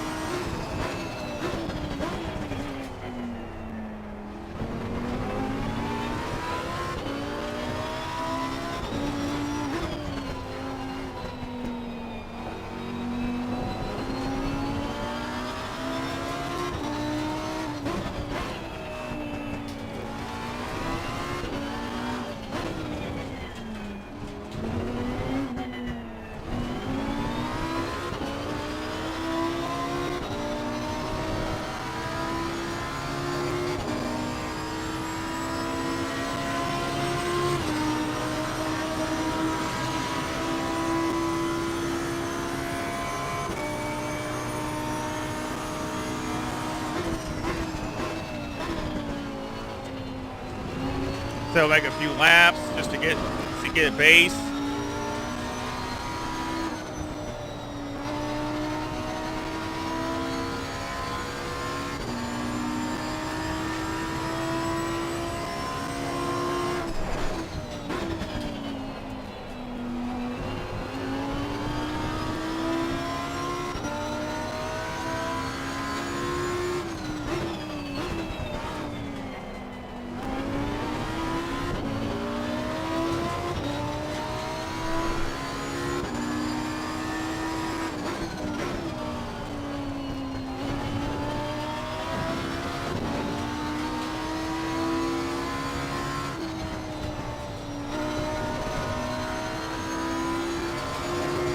Don't feel too bad.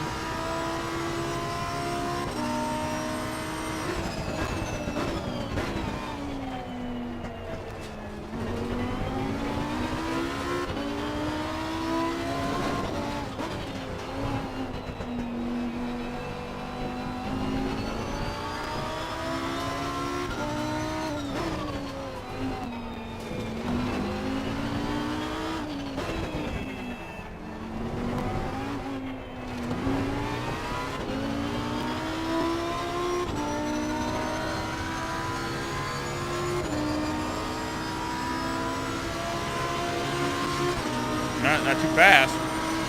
Let's see what it does. Another lap.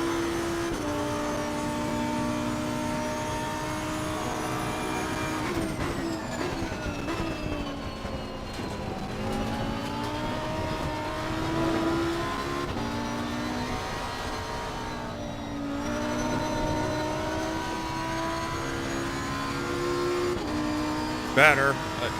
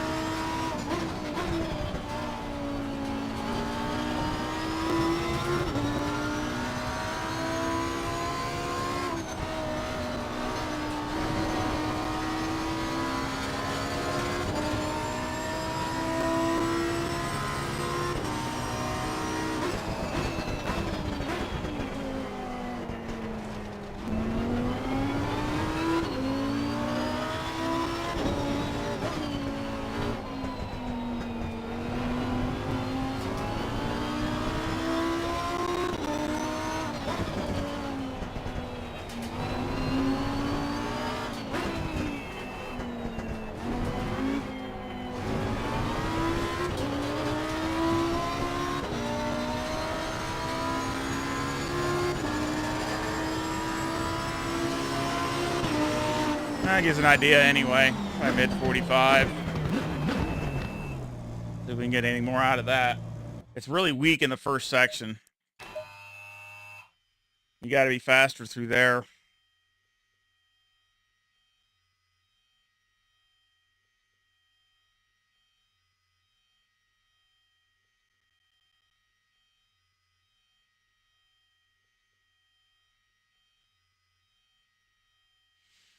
Yeah, I'll go over it. Let's see if we change anything on the setup here. This is probably right. I think the negative camber is probably, well, see, you could probably even use a little more. All the way around. So again, it's just, let's do this. I'm gonna try some things. Let's do this.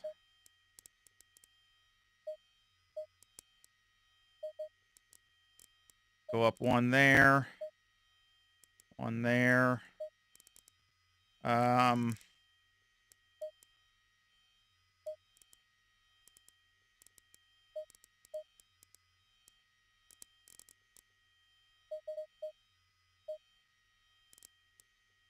Trying to change this.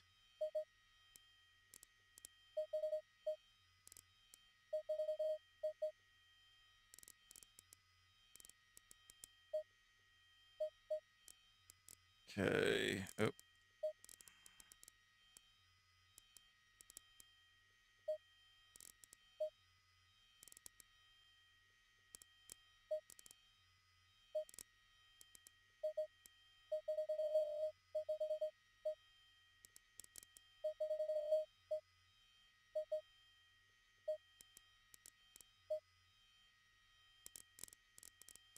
Okay.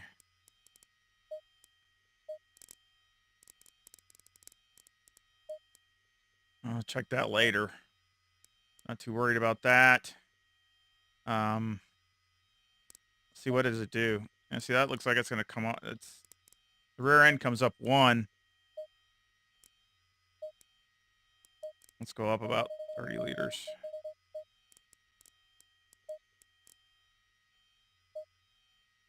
Now it comes up one. Higher fuel load, it comes up one, and that comes up two.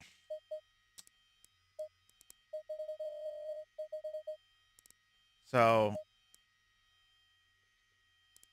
again, I'll probably come up one here just to try it. Just one click, no more than that.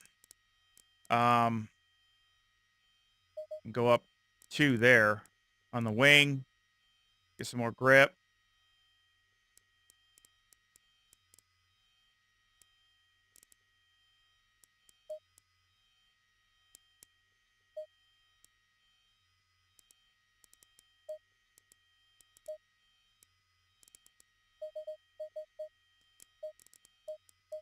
Let's leave everything else the same.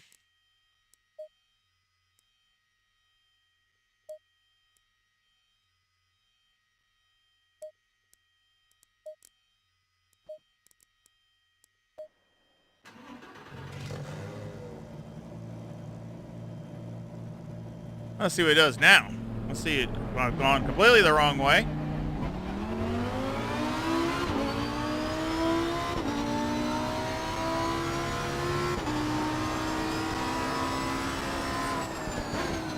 You got to be better through this first sector here, through this long right-hander. You got to really, you know, it needs to go through there really free.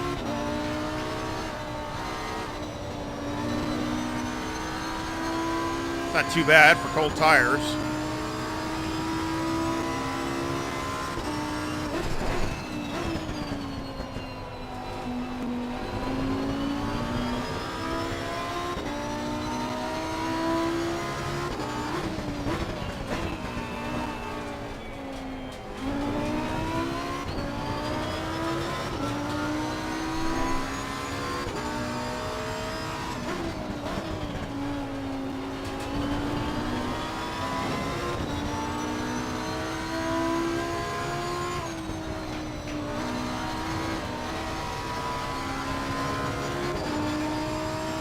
Not bad, like I said, for outlap.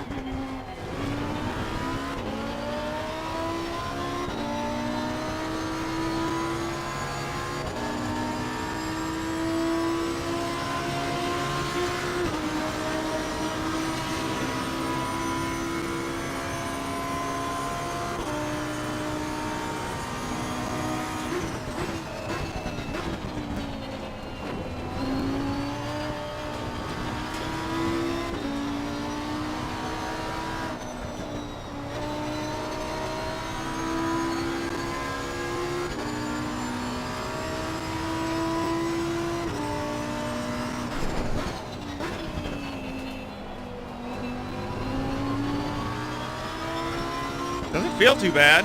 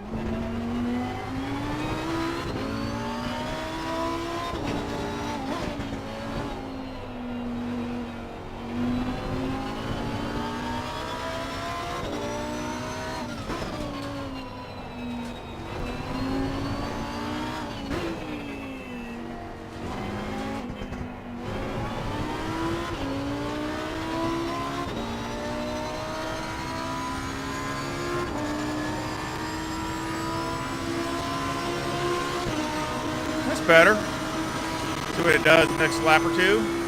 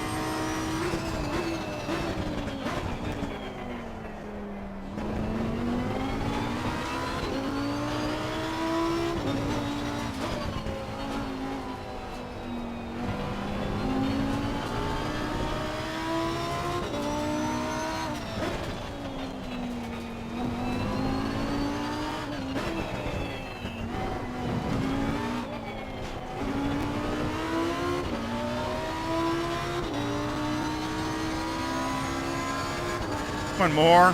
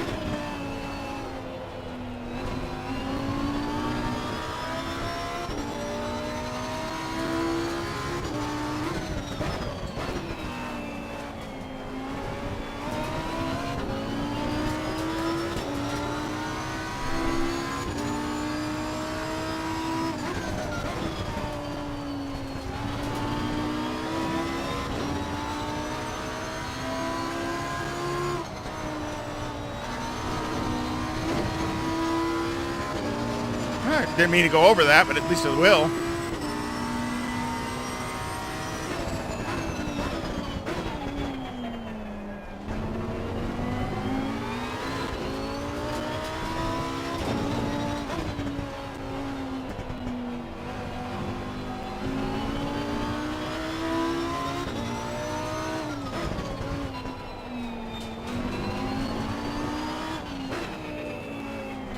I messed that up. Yeah, messed that up. That's on me. Still good setup. I like it.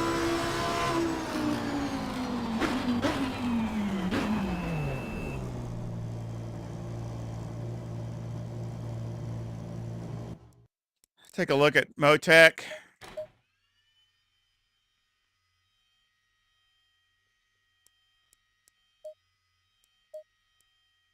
I like it. If tires seemed like they were a teeny bit high, but not real bad.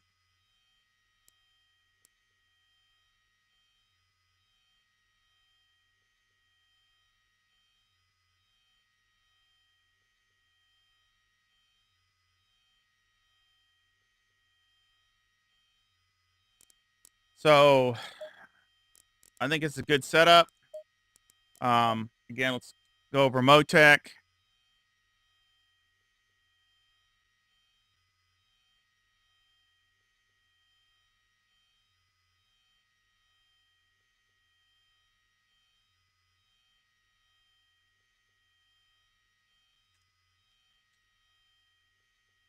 Let's see. I can come down a little bit.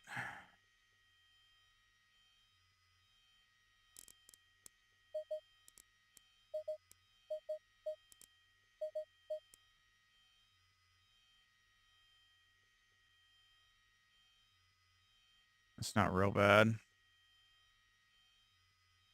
not too bad. That's actually pretty good. Maybe a teeny bit, just very small.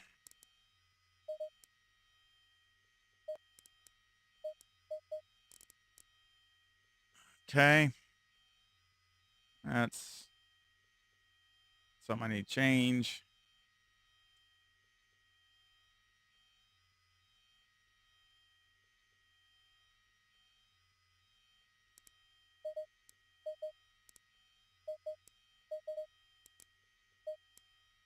Try that. A little bit. I don't like that. Doesn't look that good.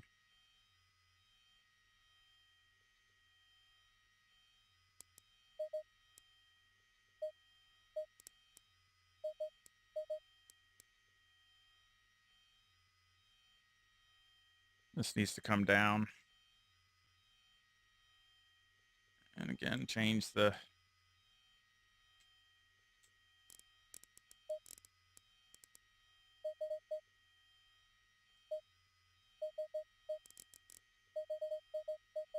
there. Change that. Again, that bump stop rate going up has made it interfere with the shock. So again, making a little bit of more of a gap between the bump stop and when the shock, they're both trying to work separately instead of impeding on each other. So that is pretty good, actually. I like that.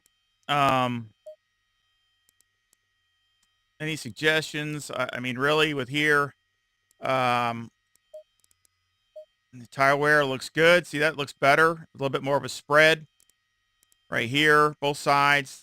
Not a big spread, but you're not gonna here because it's all right-hand turns. So, but it is a little better than what it was. Um, so I think it does look better. Again, look at the wear, two difference. And this is, you're not going to have higher loads on the left side for more, all these fast right-hand turns. The left side of the car just absolutely takes a beating. But see, the Lamborghini's pretty good. I mean, with their mid-engine, you only got two separated front to rear. That's it. Or the Porsche would probably be more than double that. That'd probably be like 6 or 8 or something between the front and the rear on this side. There's 4 on this side. And that's mainly because the right front is probably the least amount beat on. So again, I just think I mean, if they could, I wish they could just do that with the Porsche, just make it a little bit better tire wear.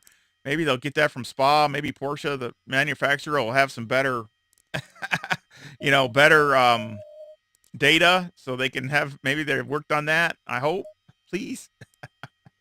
Because that's really all the car needs. A little bit better tire wear on the rear so it doesn't fall off, and that car would be right there. It would be right. It would be very competitive. So I will leave this at this. Again, you can, take a little bit of the toe out of the rear if you like. That would settle it down a little bit. I'd probably leave mostly this alone in the front. If it rotates too much, you can maybe just go one click down in the front and the rear on the right height. But other than that, let's check the video. I want to see what the speed is and things like that. Again, this is this is not symmetrical. It's what you call it, I guess, asymmetrical. I mean, it's different. This is how I usually do it here at Barcelona. I stiffen up the left side because that's what's getting all the load, or weaken the right side depending upon what spring package I got. But this is actually a lot better to go with this. I might even increase this a little bit more there. So that's the way I like to do it. It feels a lot better naturally going through these fast sweeping corners. It just goes that way without you trying to, if you got to turn the wheel a ton, you're scrubbing speed. So I want it to turn going through there very free. So that's my idea anyway. So let's make this a setup.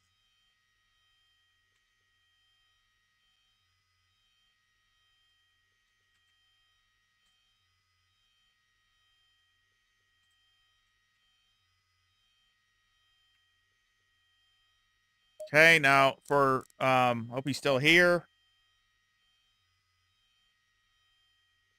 Kuso the Gamer, you can see, 25, -1.5, -4 on the left, -3.8 on the right, caster 10.7. Toe on the rear is 0.2 to the positive with the camber -3.2 left rear, -3 on the right rear. So there you go. Electronics, 3, 4, 3, and 4. So again, keep that in mind. You can always change the ECU map. That's one advantage of the Lamborghini with the engine braking. So that can make big differences. Of course, just this. Mechanical, 4. And that's another thing. I loosened up a little bit on the front anti-roll bar to help it turn in the slower turns. So again, that helps that. But still stiffen the car up to where it's not bad in the fast speed turn. So yeah, 4 on the anti-roll bar, 58 in the brake bias, steering all the way down. Springs are 201,000 on the left front, 190,000 right front, 600 bump stop rate with a 8 bump stop range on the left and 15 on the right. 164,000 left rear, 154,000 right rear, 800 bump stop rate with a 35 bump stop range on the left rear and 50 on the right rear. Anti-roll bar 6 and the preload 100. Shocks 9, 6, 28, and 24, and 6, 3, 15, and 10.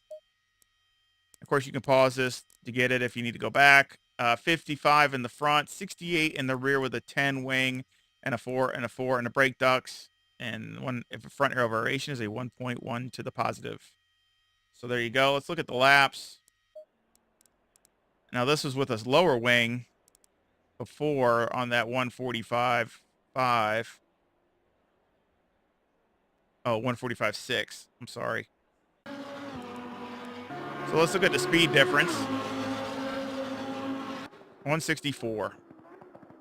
Which I don't care. Like I said, I'm just showing it just for everybody to see it. And then we'll watch the fast lap. I have more wing in it.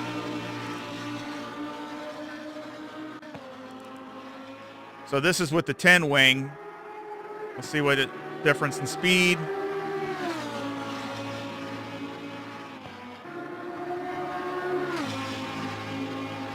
Same speed, 164. No difference. So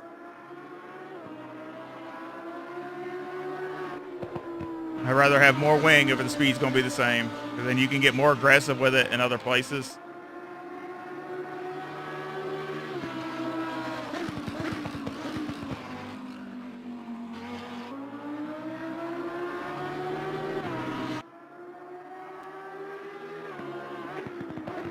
And of course, it's nice to raise it up in the front a little. That's not one click, because you'll have going over that. If you do happen to go over that curb like I do up, no, that was the next lap, but it didn't upset the car. And you know, sometimes you're racing somebody, you go over that and they crash. So again, that's a good thing. I mean, if you can do it, it doesn't, you know, affect the performance. That curb there on the right, because that's wrecked a lot of cars.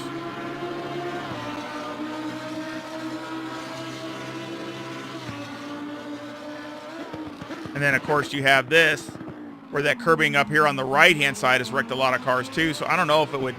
I know it would at least be better than it would be if it was all the way down. So it still might upset it, but that curbing right there has spun me out numerous times. You got to be careful of that.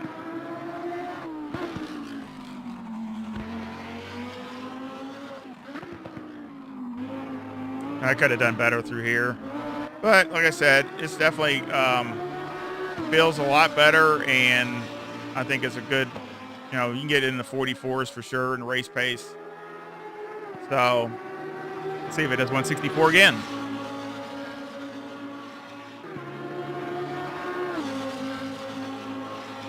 Yep, did it again.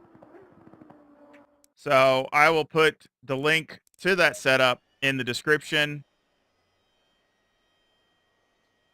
And again, I hope everybody enjoyed the stream, and give me a like and subscribe. It really would help the channel. And again, please leave your suggestions of stuff you'd like to see, or what would you like for me to, what car to pick. Again, to run in my E-Seniors League, or if you would be interested in watching the Porsche Cup series. That, of course, obviously, what car you already have in that one. But I'm thinking about joining that too with E-Seniors, or again, just something different instead of just the typical GT3 stuff. But again, I appreciate all your support, and I appreciate talking and, you know, the conversation with all my sim racing friends. And again, all these setups that you see, I will get them in there hopefully today, in the description. I will put the links down there, and of course they'll be on my Discord also, and I'll have a Discord link down there in the description also. So again, thank you for all your support, and I sure hope you come back and visit again. Y'all take care. See ya.